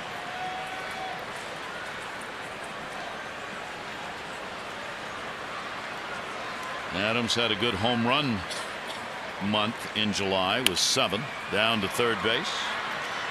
Dominguez makes the play and gets it.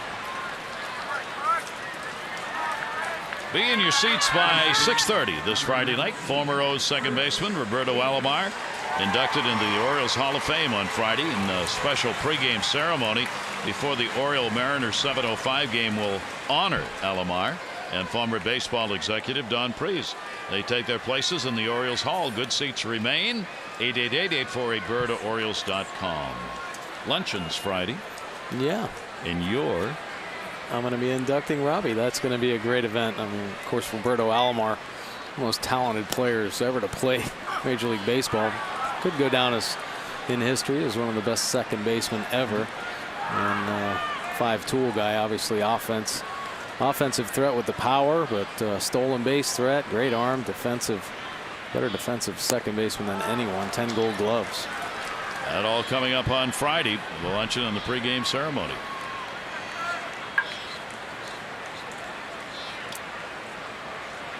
Oh, 2 count on Davis, 2 down, nobody on. Chris had a single his first time up.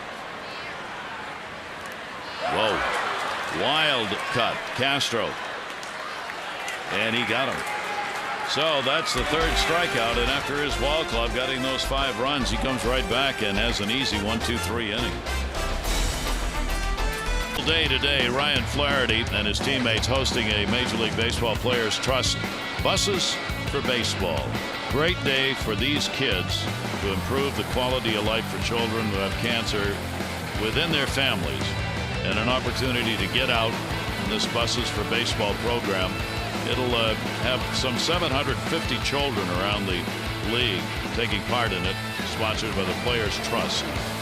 The Orioles happy to be a part of that. And that's what real legends are made of. Here at Legends Park, outside the center field here at Camden Yards. Anytime you come to the ballpark, make sure you make a visit out there. It's just a beautiful area, and you get to see the 6 legends statues.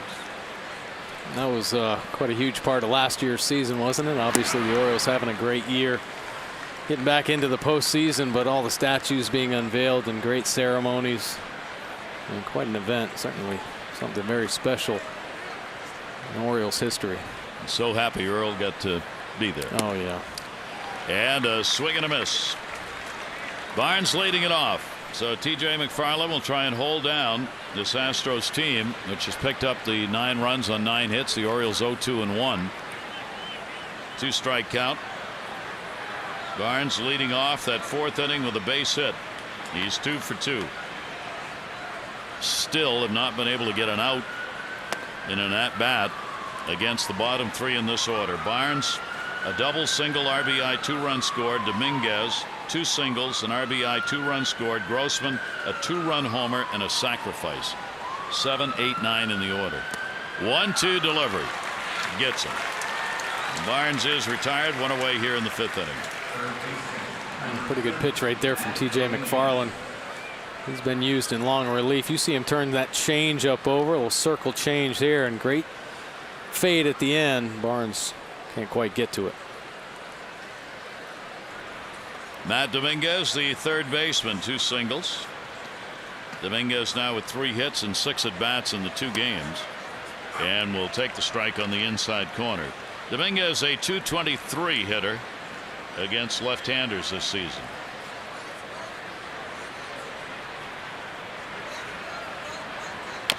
And a chopper foul. Well, his Houston team has had about every extreme. They lost the ball game last night when the Orioles got only 3 hits. They lost a ball game to Seattle in a game where Seattle had 1 hit and scored 4 runs, 2 of them coming on pass balls. You believe that? Wow. 4-2 was the final score. Seattle won it with 1 hit. It had been 99 years was the last time a team had scored 4 or more runs on 1 hit without an error being committed by the opponent. That's the kind of stuff the Astros have gone through this year. You wouldn't know it tonight. 1-2 delivery, and that's going to be up the middle. Roberts after it, can't get it. So Dominguez is 3 for 3 as he picks up a 1-out single and 10 hits in the ball game for the Astros. All right, PNC minor league report brought to you by PNC Bank, for the achiever in you. Yeah, another piece of the depth of this organization. Wada throwing very well today against Pawtucket. 6 2/3 innings, just 5 hits, no earned runs, and 10 strikeouts. Just that 1 base on ball. This season, 3-5 record, a .502 earned run average. So he's lowering those numbers with starts like that. And Grossman on the big cut. Grossman, the 2-run homer in the 2nd inning, his first home run, and came up the next time and sacrificed and helped set up that 4th inning. 0-1 with a runner at first base. Infield a double play depth, and the pitch will miss down low for a ball. Grossman had a career high 3 hits in the ball game last night. He's gone 4 for 6 coming into this game in the 2 starts since his recall on Sunday. Came up from AAA when J.D. Martinez, the outfielder, went on the DL. He had a good AAA season, 281, 70 games, couple of homers, 20 RBIs. Overall, only 3 total home runs between AAA and the majors this season. 2 ball, 1 strike count. And that ball broke the bat left field. McLouth. Grossman retired, 2 down. Dominguez back to first.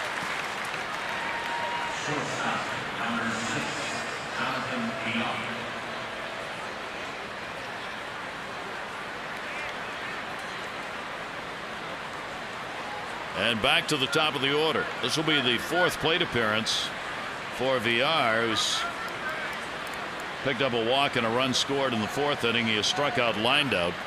He's trying to keep a 4-game hit streak going.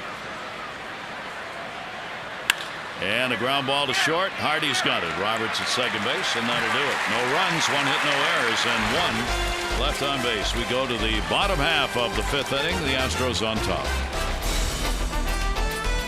Tonight, Robbie Grossman, first major league home run right down the right field line and off into Utah Street. Get the Astros going in the 4th inning. Joe Gonzalez on the ropes. J.J. Hardy, the rare error doesn't help Gonzalez out at all.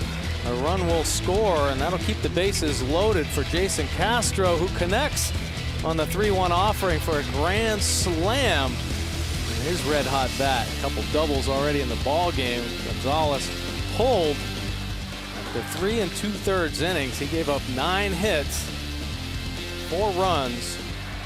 They were earned. 5 strikeouts, 86 pitches. Another early exit from Miguel Gonzalez. Geico, saving people money on more than just car insurance.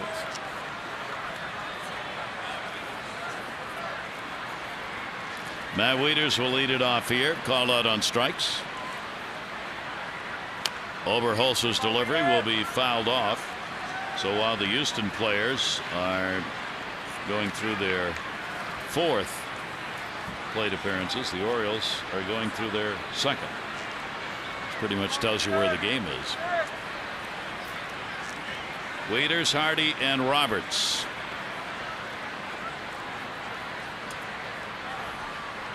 Infield shifted all the way over against Matt Wieters. Only Wallace, the first baseman, is on the right side. That's the second baseman, Altuve, on the shortstop side of the bag.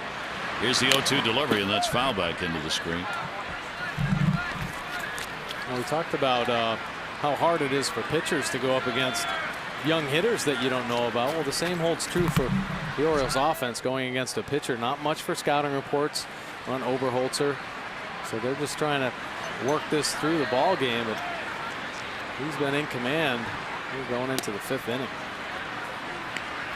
Throwing strikes. He hasn't walked anybody. Struck out 3. 1 ball, 2 strike count. Obviously a very big night for him. His first major league start. Big night for Hose. First game with his new ball club. Here's the 1-2. And Wieters on a pitch down and away. Tell you, if that's a pitch he can throw consistently, he's going to be nasty on right-handers. Oh, looks like a changeup. Down and away, late fade. Really good pitch off his fastball at 80 miles an hour. Take a look at Matt Wieters gearing up for it with a dip at the end, and Matt Wieters out in front just a bit. 1 away, J.J. Hardy. And Hardy will take the pitch down low. J.J. looking to get on the board. Orioles are just the 2 singles by Davis and Pierce. And that will be taken for a strike. Month of July coming to a close here tonight. And for the Orioles offensively, there'll be a number of players who won't be sorry to see it go. Hardy's one of them, hitting .207 in the month of July. Orioles have had Davis and Jones lead them in homers this month. Each have 7. And 7 home runs in July is good enough to be tied for second in home runs for the month in the American League.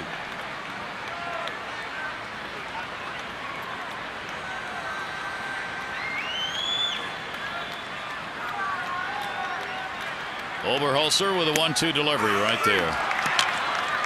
It's 5 strikeouts for him. Time for the 5th inning home run bonus, and for this inning only, tonight's Maryland Lottery hitted big contestant of the game gets $500 for any Orioles home run. Linda DeTore has already won $700 tonight. For your chance to be the Maryland Lottery hitted big contestant of the game, play 5-card cash. Go to mdlottery.com/Orioles to enter. Brian Roberts. 2 down, nobody on. 7 in a row have been retired by Oberholtzer.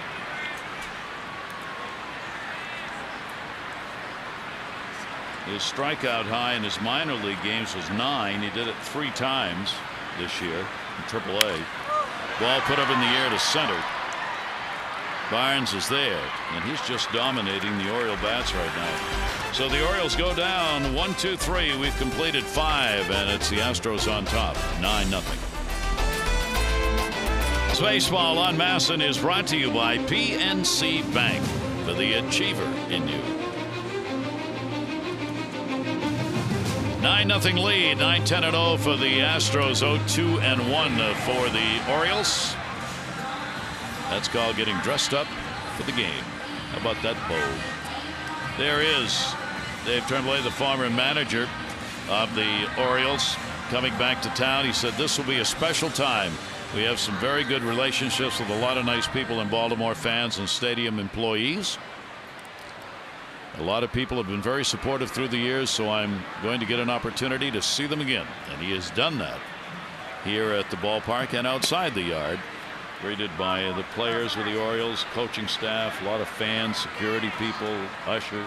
Oh, yeah, even though he certainly didn't have the success that he wanted to bring to the Orioles when he was the manager here, he was certainly very well respected and is throughout all of baseball. 61-year-old, 3 years as the manager. Team won 187 and 283 during his tenure. It ended in June of 2010. And a hose. Swinging a foul tip on that one. 2-ball, 1 strike count from McFarland. Dave was telling me an interesting story how he got the job he has now as a coach. Bo Porter, the manager, played for him in the instructional league and in the minors. And when Bo Porter was told he was going to be manager of Houston, Dave got a call at midnight and said, "Why are you calling me at midnight?" He says, "We're going to the majors." And he said, "What do you mean?" He said, "I'm going to be named on Monday as the manager for the Houston Astros." And Dave said, "I was kind of like, you know, thanks for the call, congratulations, but we, the Monday, immediately named him as third base coach." 3-1 delivery on the way and a ground ball toward short. Hardy is there and makes the play. Hose is retired, 1 away here in the 6th inning. And before Bud Norris makes his Oriole debut against his old team, check out the Mid-Atlantic Sports Report, 5 to 6:30 tomorrow. Join Tom, Dave, Mel, Phil. They'll have coverage of the O's, a look at the newest member of this team. And that's going to be tomorrow at 5 right here on MASN.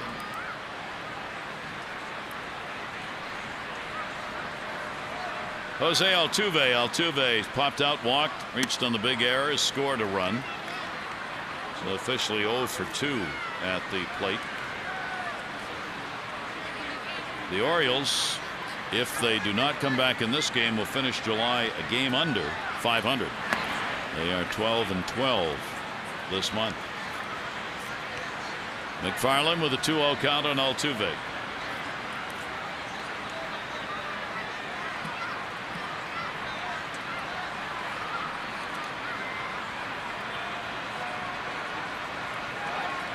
.2-0 pitch to him, and that'll be put into right field for a base hit. Went with it, and he's got a 4-game hit streak. Jason Castro coming up on our Lexus and Towson drive of the game. Yeah, he's had himself a real good night. Nothing better than this grand slam here. Hammered a 3-1 offering from Miguel Gonzalez, but he's able to keep the ball. Orioles fans throw it back in. Our drive of the game brought to you by Lexus of Towson, Baltimore's #1 Lexus dealer. CY at lexusoftowson.com. So a 3-for-3 ball game, 2 doubles, a home run, 4 RBIs, runner on at first base, and 1 down. Castro now has picked up on the season 29 doubles. That's the most by an Astros catcher in a single season in club history. Brad Osmus had the old mark of 25 back in '97. That'll be away to him, and a 2-0 count from McFarland.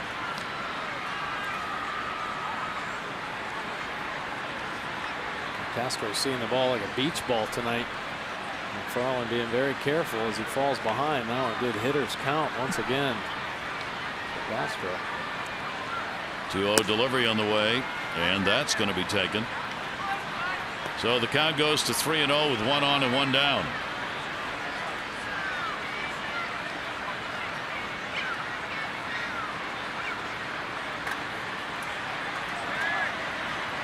No reason not to have a green light here. He gets his pitch.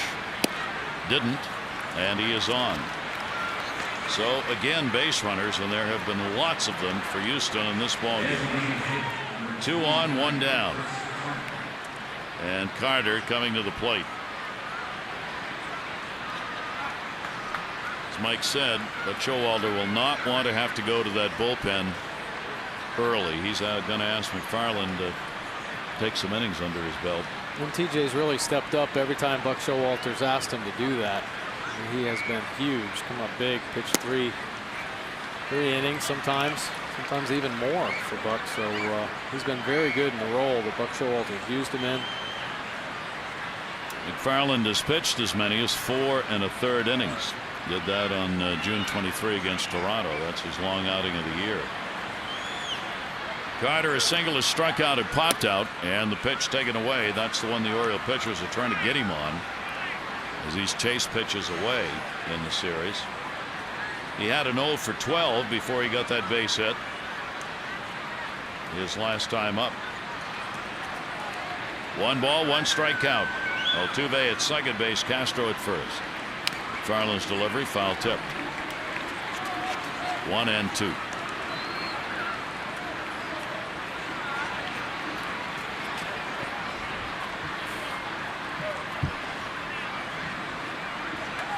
Carter against left-handers, only a .206 average. 5 of his 19 home runs have come against southpaws. 1-2 delivery. Great pitch down and away to him. So that'll retire Carter on the strikeout. A couple of strikeouts for McFarland. 2 down. Join Orioles Reach and the Oriole Advocates for the 2013 Orioles Hall of Fame luncheon Friday right here at Camden Yards. Celebrate as O's All-Star Roberto Alomar is honored along with the Herb Armstrong Award winner Don Preece. The benefits go to the Oriole Advocates Charitable Foundation. For tickets and details, 410-247-2703. That's for Friday. Wallace has struck out twice and popped out, and will take the pitch down low. Top of the 6th inning with the Astros on top by a score of 9-0, out hitting the Orioles 11-2. The Astros have scored as many as 16 runs in a ball game this year, and they had 22 hits against Seattle back in April. They're hit high. Pitch is going to miss, and a 2-0 count on Wallace.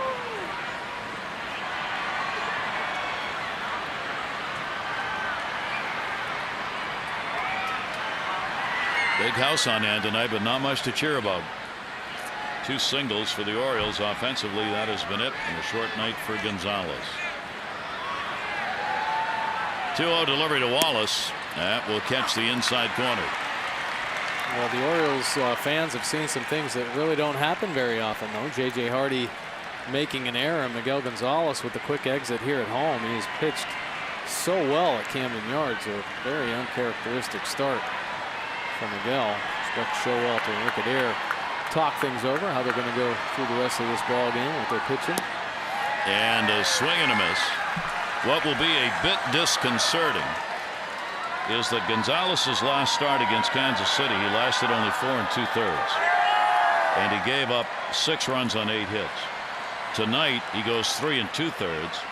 Now he gives up 9 runs, but only 4 of those were earned, but he did give up 9 hits. That's a bit troublesome. 2-2 delivery on the way, and that'll take him a little bit back off the plate. 3 balls, 2 strikes. And he had been so good prior to that last start.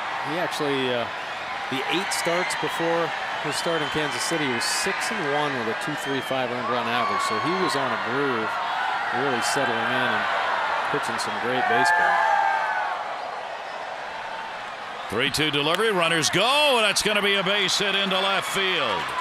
Altuve makes the turn. Here's the throw to the plate, not in time.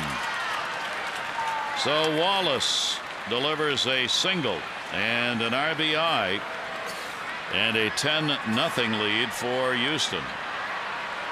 Actually, a pretty good piece of hitting by Wallace. Stays inside this ball, goes the other way, and you see Altuve struggling through there. Good send by Dave Tremblay. And Altuve able to score on Nate McLeod's throw. Altuve had to come out of the Sunday ball game with that leg problem. Obviously not 100% as we mentioned tonight, but he gets in. Wallace gets the RBI on the 12th hit of the ball game. Runner still on at first and second with 2 down. And this is Jake Elmore, who's come on to pinch hit for Barnes. Barnes, all he did was have a double, single, RBI, and 2 runs scored. Did strike out, but certainly a big part of this offense tonight. And the pitch taken, a 1-ball-1-strike count. Jake Elmore, he got the start Sunday at second base, just his 4th start of the season. 333 off lefties this year. And he puts it in the air to right. Nick Markakis has it lined up, and that will do it. But another run in. They do it on a couple of hits and will leave 2 on. A 10-0 lead. On our East Winds page, Dustin Pedroia had been struggling 3 for 39 since the All-Star break. He had a 2 for 4 and a 2-run homer in the ball game last night against Seattle. He's 1 for 3 with an RBI tonight. Seattle leads Boston 3-2. Rays, I mean, unbelievable numbers. They have won 10 consecutive series. They're 21-4 in July with a 2.36 ERA. You got to go back to 1916 to find a team with a better win percentage in July. It was the 1941 Yankees. Tonight in their ball game, Arizona's leading Tampa Bay 4-0. And a great matchup to come on the West Coast tonight. Hiroki Kuroda, second in the American League with a 2.51 ERA, is going to go for the Yankees against the major league leader in ERA, Clayton Kershaw, with a 1.96. Well, that should be a fun pitching duel to watch. It'll probably end up being 10-11 or something like that. But yeah, Kuroda's been outstanding for the Yankees, and really one of the keys while they're still kind of partially there. They're not totally out of the race yet. Elmore, who came on a pinch hit, stays in the ballgame in left field. Hose goes to center from right, and Grossman goes from left to right. So Elmore, Hose, Grossman, left to right in the outfield. Steve Pearce, a single, returning to the Orioles roster today. And it looks like Friday's going to be the day for Major League Baseball's announcement on all of this issue with A-Rod and the names of those who were involved in the Florida biogenesis case. Major League Baseball has told the Players Association who the players are, what the suspensions are going to be. They gave them a couple of days to talk to the players, and then Friday, I guess it's all coming out. Yeah. So we'll have another go around with that. 1-ball-1-strike count on Pierce, and that one is going to be fouled away. Yeah, from what you hear, it doesn't seem like there's going to be much of a fight put up by most of the players. Yep. only A-Rod. Right. In A-Rod's case, may be treated differently than the others, with more violations of different kinds, not just a drug policy violation, but a violation of what he was doing, the dealings, maybe, the biogenesis. We'll see. That ball is fouled away by Pierce. Pierce, McLeod, Manny Machado due up for the Orioles here in the 6th inning. Tigers obviously feeling their shortstop may be in trouble. Cut their deal to get themselves a shortstop to have on hand in case Peralta's name and a suspension comes out of the investigation.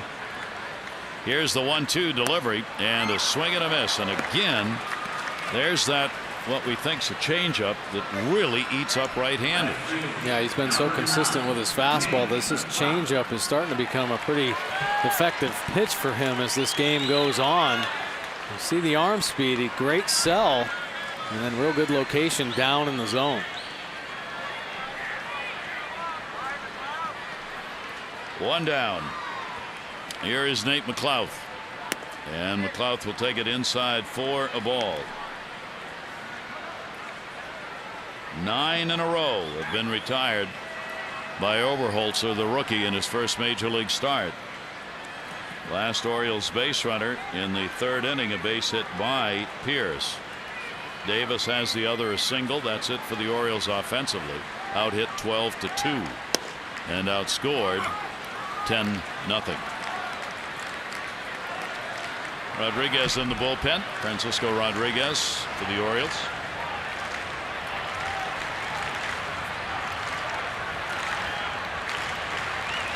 Here's the 1-1 delivery on the way, and the pitch will be outside. Clouth with a fly to right, pop to second in the 2 at-bats he's had in this game.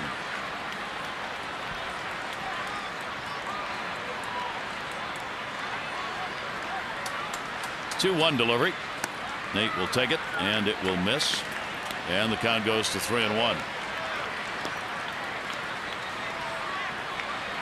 Oberholtzer up to 71 pitches thrown so far. It's pretty efficient. Here's the 3-1 delivery, and that'll be popped up behind second base. Shortstop. The is there, and he's got it, and there are 2 down. When the Orioles win, everybody wins, and all season long when the Orioles win and score 5 or more runs, you get 50% off regular menu price online orders at papajohns.com by entering promo code Orioles5. Better ingredients, better pizza. Papa John's, valid at participating Baltimore area Papa John's. Gary Thorne and Mike Bordick with you here at Camden Yards tonight. Astros put on an offensive show early in the ball game, and their rookie Oberholtzer making it stand up. 2 down, nobody on. Manny Machado 0 for 2, 0 for his last 13. Try and get off that one right here. 0-1 delivery, and that's popped up. And again, the shortstop. The is there, and he's got it. And another clean inning. So Oberholtzer holding the Orioles down, and a 10-0 Astros lead. And shoulders for Miguel Gonzalez, just 3 2/3 innings. He would pick up 5 strikeouts in the effort, but 9 hits. DJ McFarland on for 2 1/3 innings. He would pick up a couple of strikeouts, 7 total for the 2 Oriole pitchers in the ball game. 10-0 Astros, and the Orioles go to the pen. Yeah, Francisco Rodriguez now coming in relief. 28th appearance this year, and 1.35 earned run average. He does have 27 strikeouts with 10 base on balls on the season.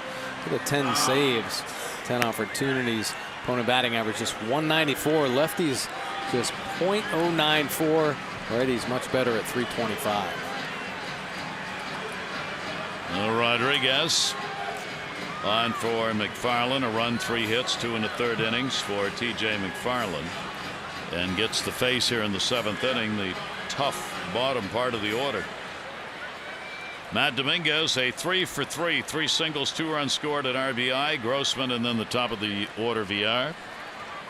The Orioles have not had a runner in scoring position in the ball game. They've not had a runner second base period here, and the pitch is in there for a strike.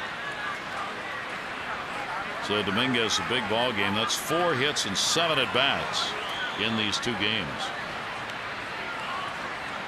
Rodriguez, third outing for the Orioles. 0-1 delivery, and that'll be taken outside. 1 ball, 1 strike count.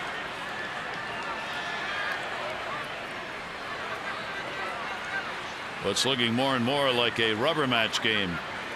It's going to be tomorrow as these teams wrap up their season series in this 3-game set. Oof.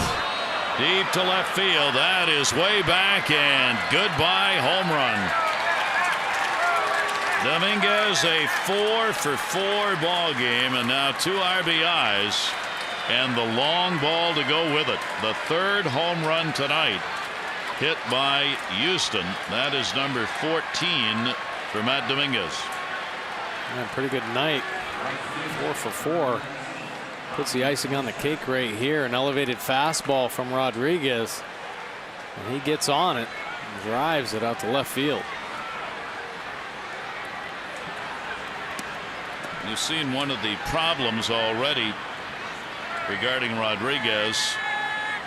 He throws that fastball, and hitters just wait for it. He's now given up 2 home runs in the 2+ innings that he's worked, and in each case it was the case of a hitter just waiting, dead red. Yeah, well, he has a great changeup, and that's his pitch to lefties. 0-1 delivery, and the swing and a miss by Grossman. One of the 3 home runs tonight by Houston, a 2-run shot that came in the 2nd inning.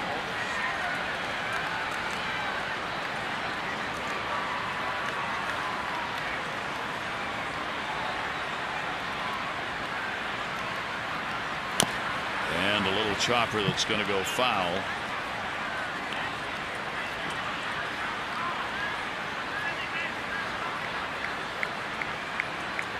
Grossman got his first home run out onto Utah Street, the 71st ball ever hit out there. 5 this year, all by opponents against the Orioles. Hamill gave up a couple, Gonzalez 2, Tillman 1, and that's where Grossman launched his career first. He stung it. Ball is foul back, and the count will stay at 2 strikes. Yeah, he did. He got it right down that line. Probably the easiest way to get out on Utah Street. Hug that right field line. 318 straight down the line, which is about where he put it, and then out over the fans in the viewing area. 0-2 the count. And Rodriguez will miss with it. A 1-ball 2-strike count on Grossman.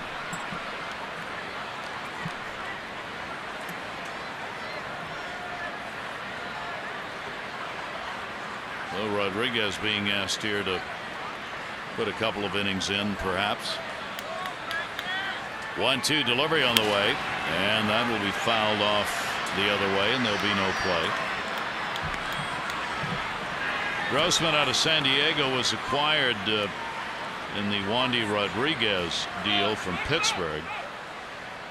5 minor league seasons, 32 home runs in those years. Will Porter has had him in the lineup in the outfield, left, right, DH. Here's the 1-2 delivery to him down to first. Davis is there. He'll go to the back. 1 away, 7th inning. On Sunday, all kids 14 and under can bring their major league dreams to life by running the bases here at Camden Yards after the 1:35 Orioles-Mariners game.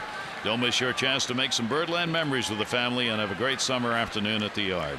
Get your tickets in advance and save 888-848-BIRD or go to Orioles.com. Some of the 25,265 at the ballpark tonight, 25,265, and have been fairly quiet, as have the Orioles. 2 singles. 1 down here in the 7th inning. The R will take the pitch, and it is in there for a strike. Leadoff batters walked and scored 0 for 3.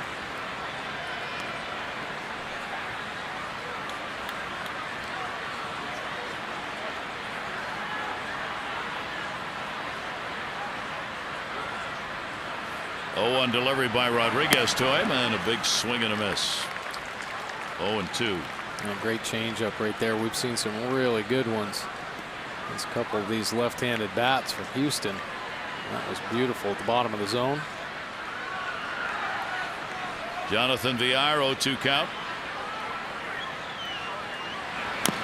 And he'll fight it off. Villar originally signed by the Phillies when he was just 17 years old, coming out of the Dominican Republic. He's only 22 and already has 5 pro seasons under his belt. And learning how to play at the big league level. Big reason why Bo Porter brought Dave Tremblay over here. Tremblay really good, and you had talked about how influential he was on Bo Porter's career as a player. And I think Bo Porter realized that he was going to have a lot of young guys that he needed to teach how to play at the big league level, and Dave Tremblay certainly helped him there. 0-2 count. Rodriguez delivery to him, and that will miss inside. 1 ball, 2 strike count on Villar. 1 down. Hose waiting on deck.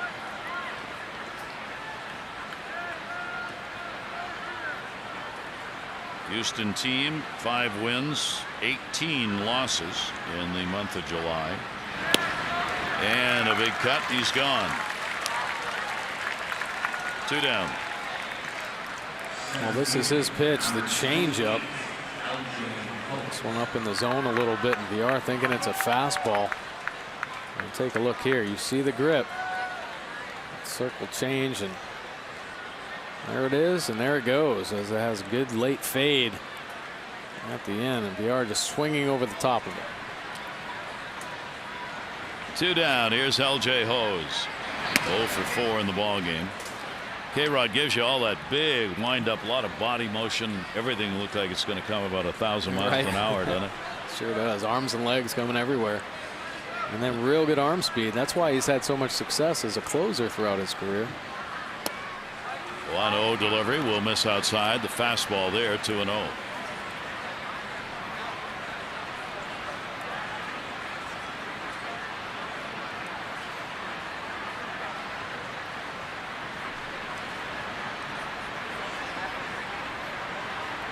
And Hose takes that one to right field. Marquez. And Nick will put it away.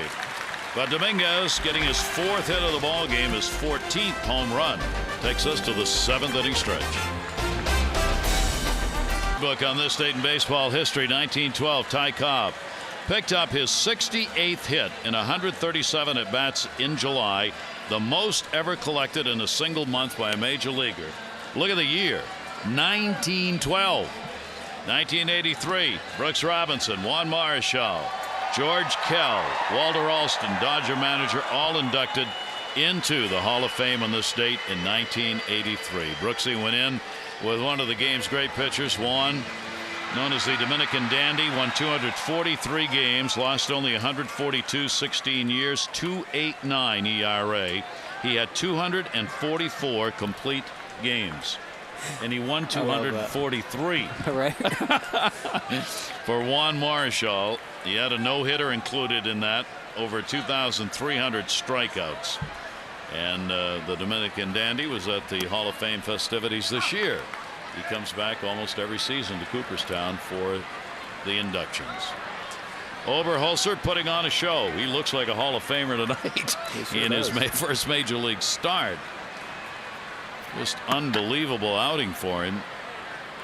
Nick Marquez will take the pitch. 1 ball, 1 strike count. Yeah, I think he's definitely earning himself another opportunity to start for the Astros. Hasn't walked anybody, and boy, on this ball club as a pitcher, that will get the manager on your side. And there's a base hit. So the Orioles get their 3rd hit of the ball game, a leadoff single there in the 7th inning for Marquez. This copyrighted telecast presented by authority of the Orioles may not be reproduced or retransmitted in any form, and the accounts and descriptions of this game may not be disseminated without the express written consent of the Orioles. So 11 in a row had been retired prior to the base hit. Leadoff man on for the Orioles. That'll bring up Adam Jones. He has grounded out twice and 0 for 2 in the ball game.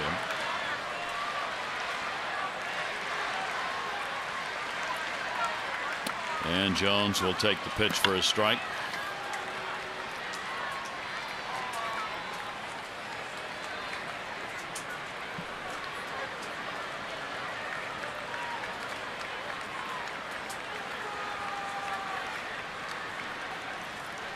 Oh, 0-1 delivery to Adam. He has ate him up on that one, down and in, and the count goes to 0-2. And the changeup once again. Started Adam off with the big curve, more like a slurve as it sweeps across there. Went the back door and then backed it up with a real good changeup down in the zone. 0-2 count. See if he goes with that off-speed pitch that tails away from right-handers. After he put that last one in on him. 0-2 delivery in the air, right field. Warning track, room. And Grossman makes the catch. Jones retired. Markakis back to first. MLB.com at Bat is the #1 source for live baseball everywhere you go. Available for iPhone, iPad, Android, and BlackBerry 10. At Bat delivers Orioles baseball, live audio, pitch striking, stats, news, highlights, and more. Text at Bat 31826 or go to Orioles.com for details.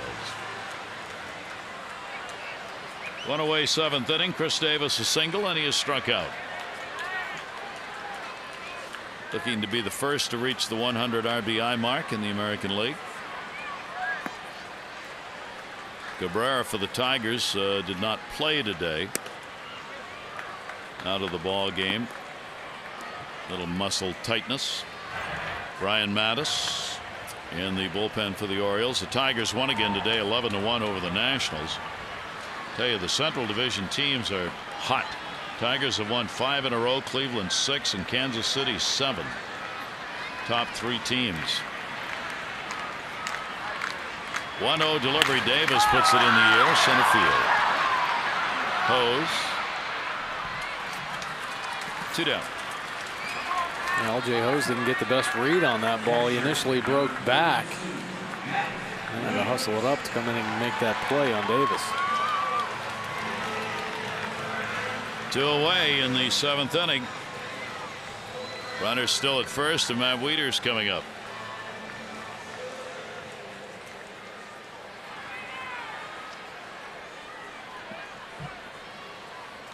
Wieters has struck out twice.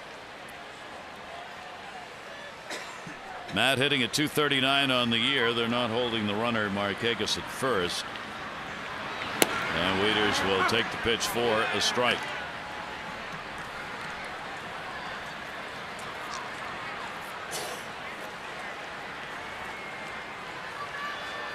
There's Markakis, who got the leadoff single.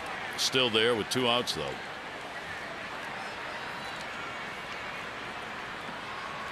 Oh, 1 delivered. And that will miss for a ball.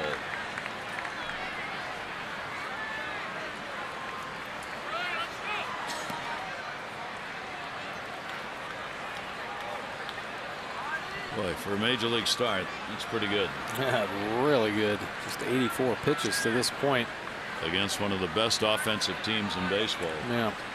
Well, one thing that manager Bo Porter is probably looking at, especially with some of his younger pitchers, are does he have a repeatable delivery? And I think he's proving that he has that, because he's consistently throwing strikes, getting ahead of hitters, and going to his off-speed pitches when he has to. He's got that good changeup that's been effective for him, but his fastball primarily, and he's just been aggressive around the zone with it.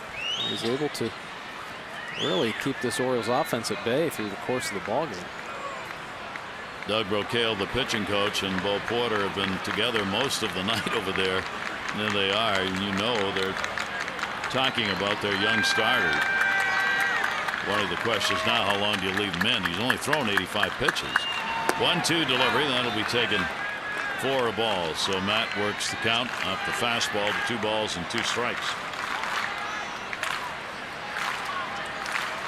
Houston's not had a winning season since 2008. They, of course, were in the World Series 2005 when they lost to the White Sox in 4 straight. Trying to regain some of those days back in Houston. And a looper to right field, but right where they were playing him. Grossman is there to put it away. No runs on 1 hit, no errors, 1 left on, 7 complete here at Camden Yards. Action, it'll be the debut for the Orioles' newest pitcher, Bud Norris, acquired today from the team he will pitch against. His former teammate Jordan Lyles will be on the mound against him. Our coverage on MASN HD 6:30 O's Extra, presented by Geico, followed by game coverage at 7. All the access you need right here on MASN. Take a look at the starters for tomorrow. Of course, Bud Norris coming over in the big trade, try to help the Orioles solidify their rotation here. 6-9 on the year with a nice low earned run average of 3.93, 90 punch outs, 43 base on balls. He'll go against his former teammate Jordan Lyles, 4-4 on the year, 4.92 earned run average. Now Brian Mattis comes into the ball game. This will be his 45th appearance, 3.29 earned run average with 32 strikeouts to 12 base on balls. And that's in 38 1/3 innings. So Brian Mattis on for K-Rod, who worked an inning, a hit on the home run. No walks and a strikeout. And there's the numbers, 216 opponent batting average. So Teagarden's going to catch. Wieters is out. Garcia is going to play short. Hardy is out.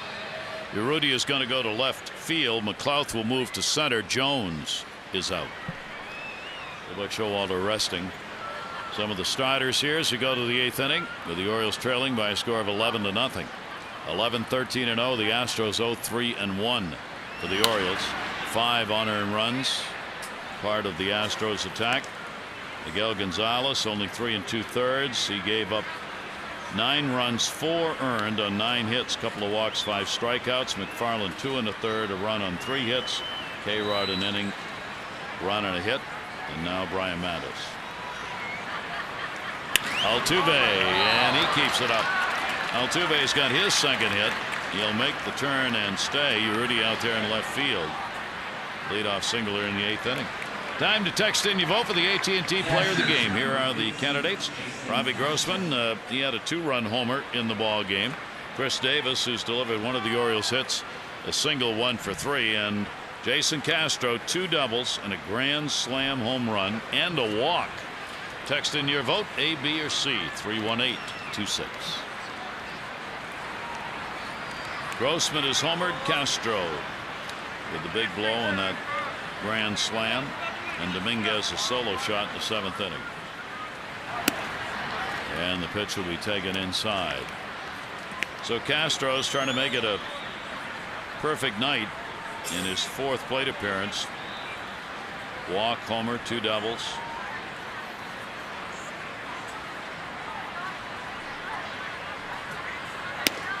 And a check swing and a pitch that's going to be inside to him. 2-0.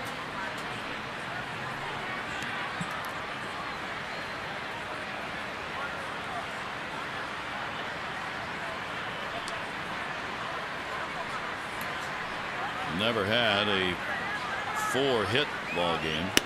Pitch will be taken inside.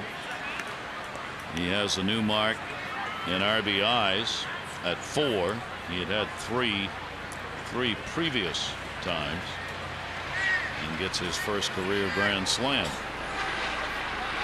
Pretty good night's work. 3-0 count. Altuve on at first base. 3-0 delivery to him, and he'll take the strike.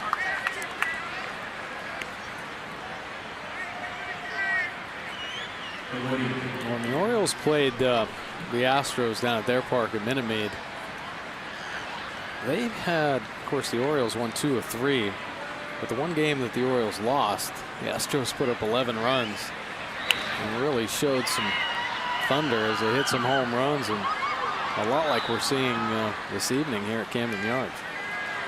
Second time they've had you're right. Second time they've had this kind of ball game against the Orioles, where their offense has come alive.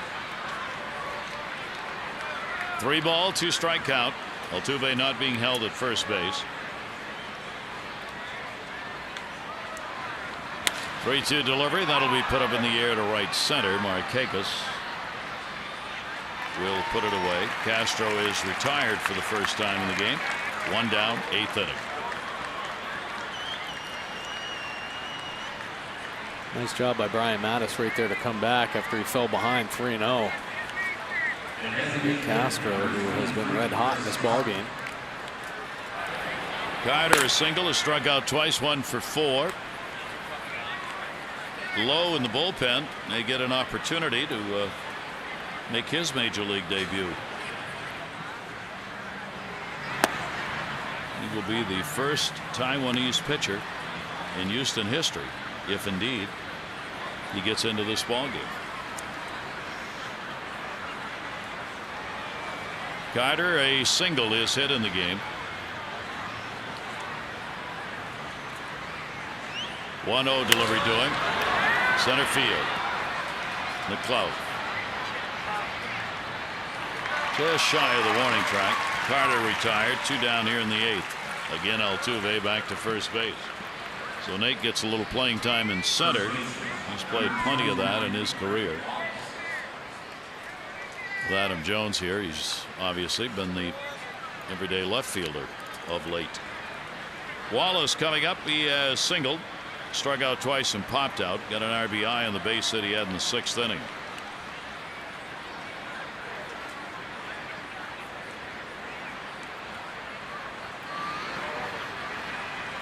Two away. Altuve at first, and the pitch inside to Wallace. Take a look at Urrutia out there. This is the first time he's played defense in the big leagues. Now, he got called up as a left-handed bat, and he's been swinging the bat pretty well. And now he gets a chance to show that he can play some outfield. So there's some nerves going on out there for Urrutia. 1-0 delivery on the way, grounded foul. Well, on the road trip in Kansas City, they had Flaherty taking the ground balls at first in order to get him ready, and indeed did get a start there. And now with the Urrutia, they were talking to him today around the batting cage, the skipper and Jim Prezi. What do you think you're best at, left or right? Where do you feel more comfortable? And they told him to get out to left field and take some balls today, so they plan to use him out there. And here he is. Pitch will be taken up high. 2-ball, 1-strike count.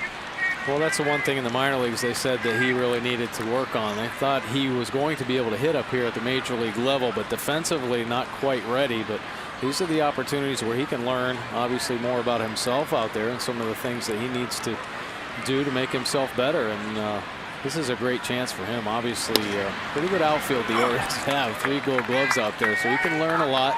Wayne Kirby will certainly be on him about making him better. 2-ball, 2-strike count with 2 down.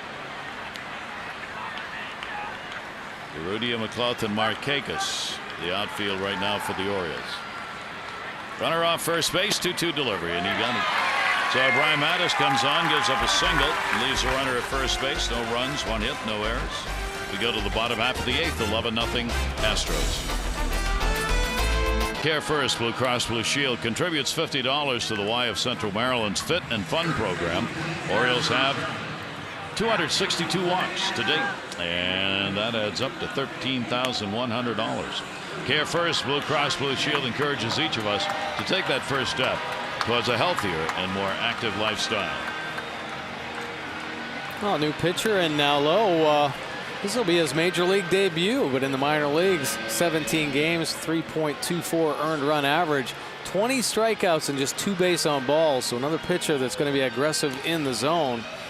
Throws 16 2/3 innings, and he actually had an opportunity to make the Astros out of spring training. Had a very strong spring. Had 9 appearances where he had a 2.0 earned run average. So one of the last players cut. So he was certainly on the radar, and he gets an opportunity now with the Houston Astros. Cha-Jen Lowe is 27 years old, also from Taiwan. Of course, is Wei-Yin Chen. He just turned 28. Chen out of Taiwan, played there 2008 through 2011 before coming over to the Orioles. Lowe has been involved in pro ball only here in the States. He went to Chinese Cultural University, and then after completing college signed the professional contract. So his work has been here in the States as far as playing baseball is concerned. And the pitch will be taken for a strike. So the first time when he's born in an Astros jersey is now in the books. Casilla getting his first at bat in the ball game, coming on to play short. 0-1 count. Bo Porter getting the baseball for his pitcher. First major league pitch thrown and a strike. Casilla with Roberts waiting on deck. Right-hander's 0-1 delivery, and that'll be fouled off the fist and back. 0-2. Pretty good fastball there from Lowe at 94 miles an hour. Good location too as he ran it in on Casilla.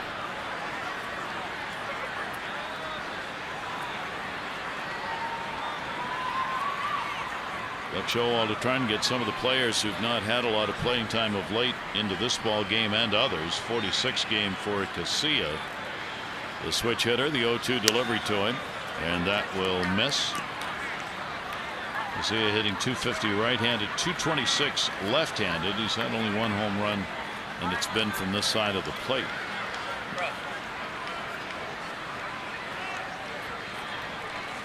One ball, 2-strike count. Lowe's delivery to first. Hauled in by Wallace. One away. A very uncomplicated side of the scorebook for the Orioles. Not a lot of marks. Davis a single. Second inning. Pierce single third. Markakis single seventh. 11 in a row retired between the second and third hits. No walks in the ball game. Oberholtzer in his major league start. First one looking for the win. And one down. Roberts will take the pitch up high for a ball. Bryan has flied to center field twice in the ball game.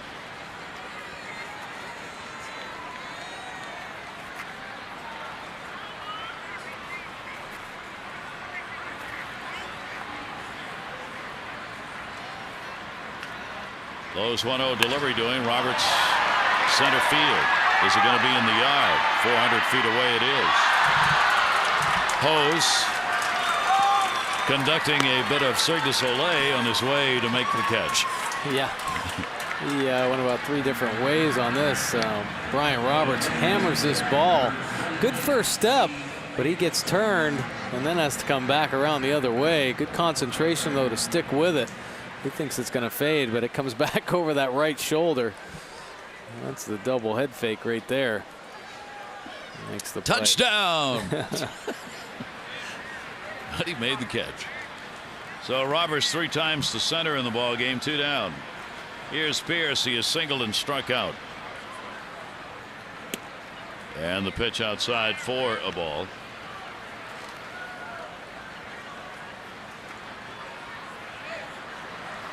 Steve Pierce back in his role as the DH for the Orioles on his return off the DL today. 1-0 delivery to him and a called strike.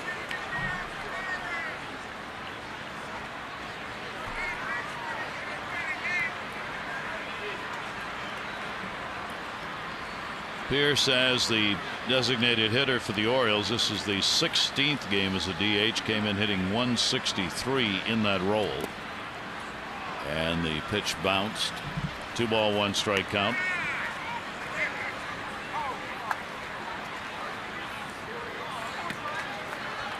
Orioles have had 13 different DHs this season. Combined .202 average.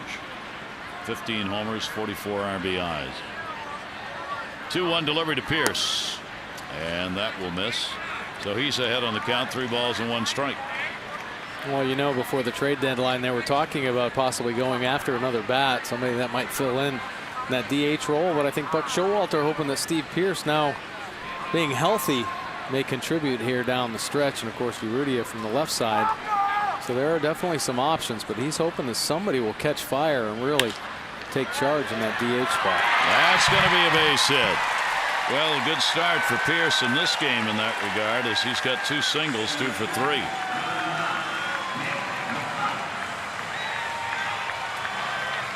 Oriole bullpen active. Troy Patton's ready to go in the 9th inning.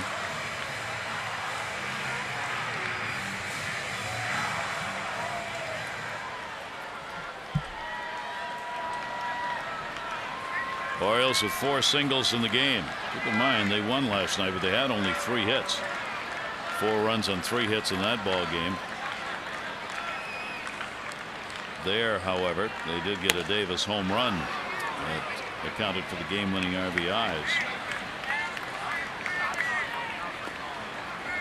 Low 0-1, 2 away.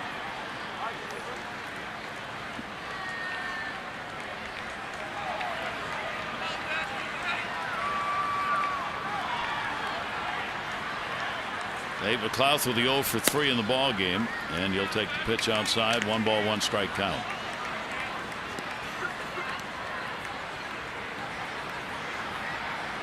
Thinking about Lowe coming over from Taiwan, as did Wei and Chen. The growth of baseball worldwide over the last 10-15 years, really phenomenal. And the World Baseball Classic has added to that. 1 ball, 1 strike delivery, foul back. In the United States, folks don't get too excited about the World Baseball Classic because they've got the regular season right around the corner. But for other countries, the World Baseball Classic is a big deal. For the Dominican, for Puerto Rico, I mean, for teams even like from Israel, it's their one chance to be in international play now. It's out of the Olympics, baseball is. Yeah. It's a big deal for them, and it really has rejuvenated the game in some places and generated first-time interest in others. Under the glove, going to be a tough play. Bounce, didn't get it. That'll be an infield hit. Good try by the shortstop Villar. Ball that looked like Lowe might have a play, the pitcher on it, but once it got by him, no chance. Yeah, broke Nate McLouth's bat. Villar ranging over on the other side of second base, but a great pick. Nate McLouth hustling it out down the line. A real close play right there. Nice pick by Wallace. Ryan Flaherty is going to come on as the pinch hitter. And the Orioles have a runner at second base for the first time tonight. 5 hits, all singles. Flaherty appearing in his 62nd game, 183 at bats. 2 down, 2 on. Lowe's delivery fouled straight back. We were talking about the international signings and things like that in the World Baseball Classic. So many teams now in Major League Baseball have gotten more aggressive, sending scouts abroad to search out players like Wei and Chen and other players from other countries, because there are talents out there, and what the World Baseball Classic does is exposes them to what they're capable of doing. So just gives everybody more opportunities to pick up some key players that could potentially help them. Obviously, Wei and Chen was huge, a huge sign for the Orioles internationally. And it also gives these players from other countries like that a chance to see exactly what the competitive level really is that they're vying for and what they have to do to get there. 0-2 count. Flaherty 2 for 3 as a pinch hitter this season. 0-2 delivery by Lowe, and he got it. So a successful first time on the mound for Jae-Jin Lowe, and the Orioles will leave a couple on. Orioles baseball on MASN is brought to you by Chevrolet. Find new roads. He's a good old boy. He's a bloodhound. Buck Showalter on the billboard there, the advertisement by the train station outside the ballpark. dogs. He's a good old boy. He's feeling more like the dogs look tonight, I'll tell you. Yeah, it's been a long night for Buck Showalter and the Orioles, but Troy Patton now comes in relief. This will be his 41st appearance, 3.83 earned run average, 27 strikeouts, 13 base on balls. Troy Patton's been throwing the ball much better. Recently, opponent batting average at 275, lefties 284, and righties at 267. Ryan Flaherty, who came on to pinch hit's, going to stay in the ball game at third. Manny Machado out. Ninth inning, here's Elmore, and he will take the pitch. His second at bat, he flied out in the sixth inning, coming on for Barnes. We are in the ninth. 11-0 lead for the Astros. Astros have only 2 shutouts against opponents this year. Orioles have been shut out only 4 times on the season. 1 ball, 1 strike count on Elmore. Manny Machado left the ball game 0 for 3, 0 for his last 14 now for the Oriole third baseman. Here's the 1-1 delivery, and that's in there by Patton. 1-2. A good backdoor slider right there from Troy Patton. In command of that pitch. There was a point during the season where he had kind of lost it, but it's come back and he's able to locate it much better. Elmore will take the pitch inside. Elmore, 26 years old, out of Alabama, and got his first major league action last season, few games. Back in here this season, playing some second base. 2-2 delivery on the way, and almost got him on a breaking ball. Did not go around. Dan Iasonia. And a 3-ball, 2-strike count. Bottom third of the order, which has done tremendous offensive work in this game. This number 7 spot's had a double, single, 2-run scored, and an RBI. Dominguez on deck, 4 for 4. Ball put in the air to center. McLeod coming, diving, nice catch. Nate McLeod lined it up, put it away. And that's why he's nominated for the Heart and Hustle Award here. It's 11-0 in the 9th inning, and look at this effort by Nate McLeod. Great first step. Good read on that pitch off the end of the bat. And he makes a fine play coming in. Those are the type of plays really that separate players, I think. When there are blowout games and you continue to play hard, continue to keep your focus and be professional. And Nate McLeod proving it again. Here's Dominguez. He's looking for a 5 for 5 ball game. 3 singles, a home run, 3 runs scored, and 2 RBIs for Matt Dominguez, 23-year-old out of Van Nuys, California. And he puts that one up in the air, and Patton may finally get him out. McLeod is there, and he does, and there are 2 down. Updating you on the voting with the AT&T Player of the Game. You still have time to text in your vote, A, B, or C. 31826. Results on the O's Extra post-game show.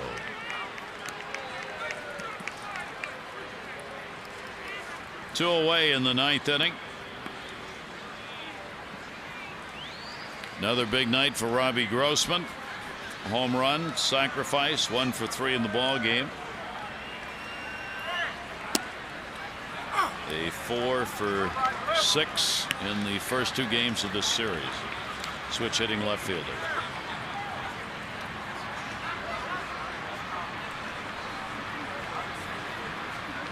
Patton with the 0-1 delivery, and that'll be taken inside. Cisnero in the bullpen for the Orioles.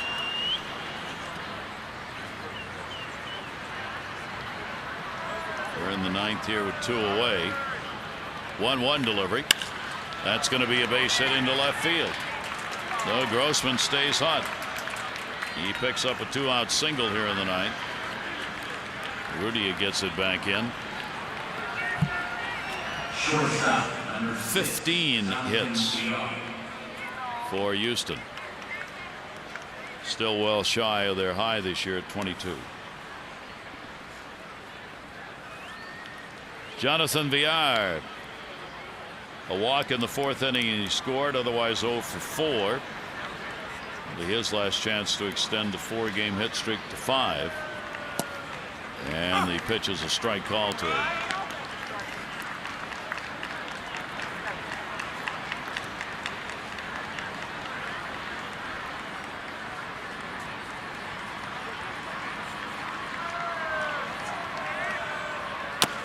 Off the plate. Davis. The flip. A speedy runner. Diaz out of there. Good play. No runs, 1 hit, no errors, 1 left on. We go to the bottom of the 9th inning. Orioles last chance, down 11-0. Stay with us. We're coming back with those extra post game. Bottom of the 9th coming up. And Rick, unfortunately, games like this happen to your pitching. But the problem for the Orioles now, over a week old, the team all of a sudden is in a collective team slump. They can't hit. They really are. 3 hits last night in that ball game. Of course, they pulled that win out with a home run by Chris Davis. But tonight, only 4 hits for the Orioles. They're down 11-0. They've given up 15 hits and 11 runs. It's a long night so far. Bottom of the 9th coming up. Back upstairs to Gary and Mike. Jim and Rick will have a look back on this big explosive night for the Astros. How can the Orioles get on the board and not be shut out? Another member of the bullpen, Cisnero. Yeah, they're here facing a power arm in Cisnero. This will be his 26th game, 3.48 earned run average, 40 strikeouts, 19 base on balls.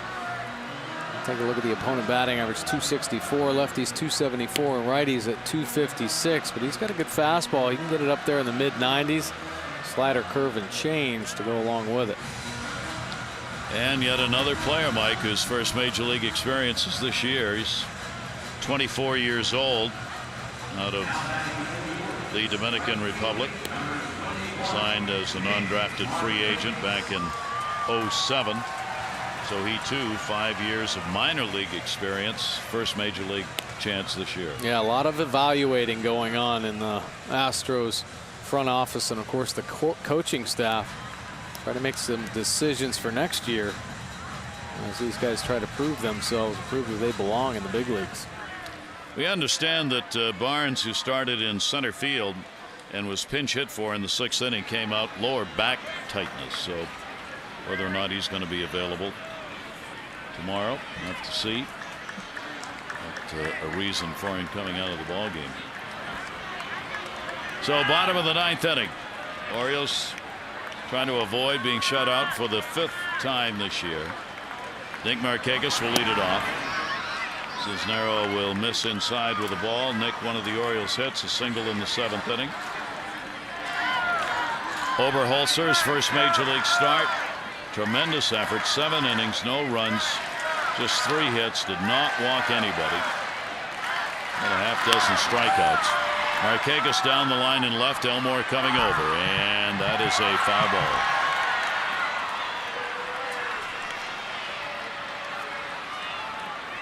ball. Lowe, first major league appearance out of the bullpen. He worked an inning, gave up 2 hits, had 1 strikeout. Now Cisnero trying to be part of the shutout.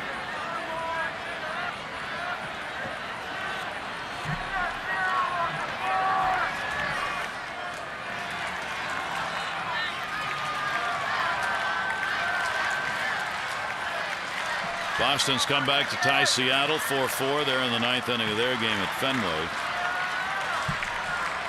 Red Sox, Tampa Bay 1-2.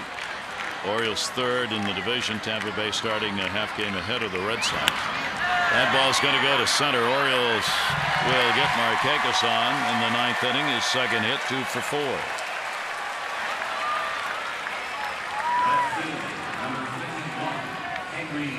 The Orioles shut out by the Yankees in April 3-0, by the Angels in May 4-0, by Tampa Bay in June 8-0, and against Los Angeles in July. Those are the 4 shutouts against the Orioles. Here's Henry Urrutia. First at bat for him. And Urrutia will take it for a ball.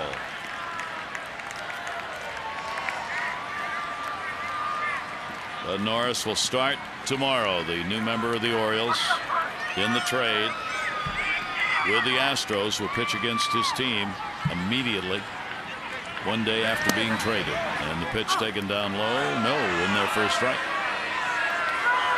Pretty interesting how his emotions are going to be. I mean, because when you're with a team, and he had been with the Astros throughout his career, I mean, tremendous bonds with, friendships, and obviously you develop a common goal or try to go out there and beat the opposing team. And just a day later, now he's got to go against the guys that he had befriended. Urrutia will foul that one away. Urrutia playing in his 9th game. He's had 28 at bats. Collected 1 extra base hit, a triple among the 9 hits he's had so far. 1 ball, 2 strike count. Cisnero gets it in. It's foul back again.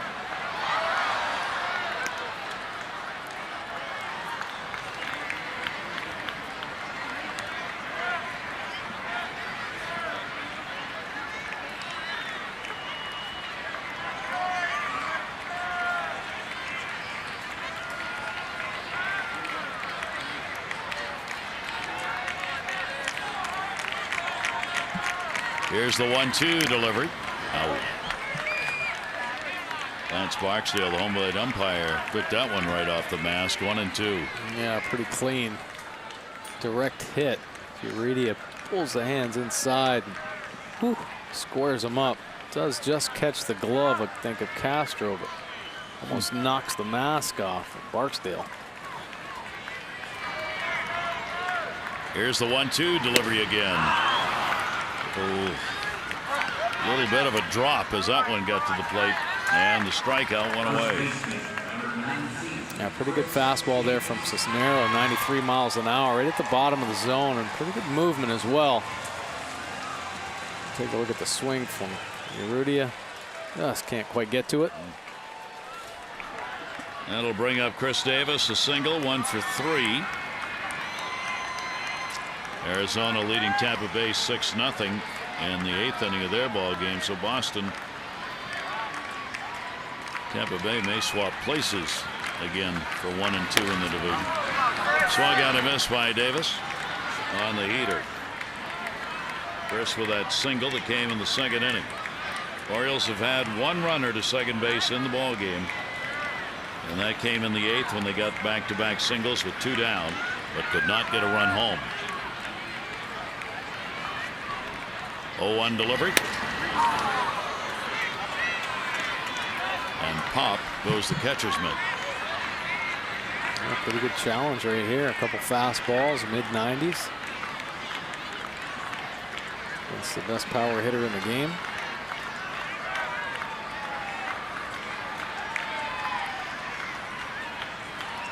Oh, 2 count on Davis. Markakis off first. And he'll take the pitch up high.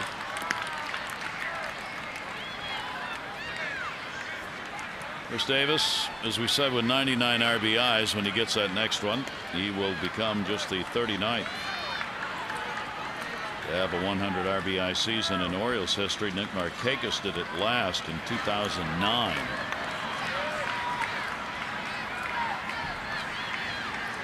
One ball, 2 strike delivery. That'll be outside.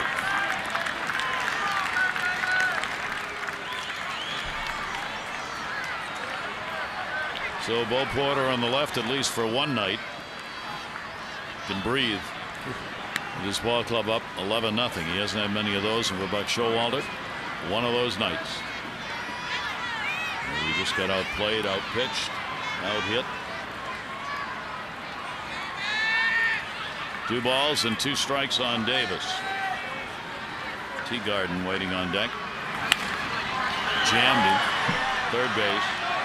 Dominguez, long run. He was moved over. He'll make the play. 2 down.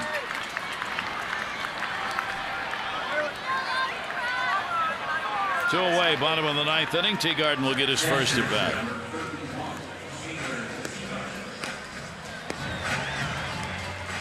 Taylor's in his 17th game. He's only had 41 at bats, couple of home runs, 5 RBIs.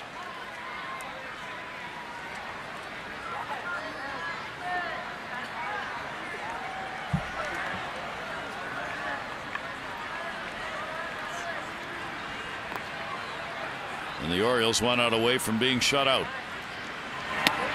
Teagarden will take the pitch inside for a ball.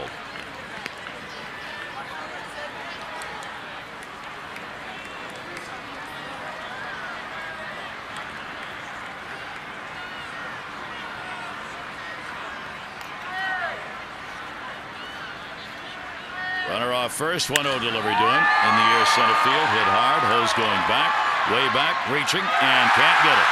And it will be a ground rule double, so the Orioles still will not get a run. Teagarden comes through with a 2-bagger. Markakis will have to stop at third. 2 on, 2 down. Taylor Teagarden smoked that ball, beat L.J. Hose deep. Take a look, just out of the reach as it bounces over the fence. I think Taylor was hoping maybe he would have got a piece of leather on it so it would bounce off the wall. Maybe pick up that RBI and break up the shutout. 7 hits for the Orioles and their first extra base hit. And their first runner to third. Alexei Casilla lined out first base. The only at bat he's had in the ball game. 2 down. Casilla puts it in the air, left center field, not deep. Elmore over, and this ball game is over. Orioles are shut out. No runs, 2 hits, no errors, 2 left on. The rookie Oberholtzer, his major league first start, gets the win. Gonzalez takes the loss. He is 8-5 on the year, setting up the rubber match for tomorrow, as Bud Norris will make his Oriole debut against his former team and Jordan Lyles in Game 3 tomorrow. All right, coverage at 6:30 on MASN HD with those extra, presented by Geico, followed by game action at 7. This has been a MASN presentation. 11-15-0 for the Astros hosts, 7-1 for the Orioles. Jim and Rico's Extra, presented by PNC. Coming up right now on Mike Rodick and all of our crew. I'm Gary Thorne. Adieu.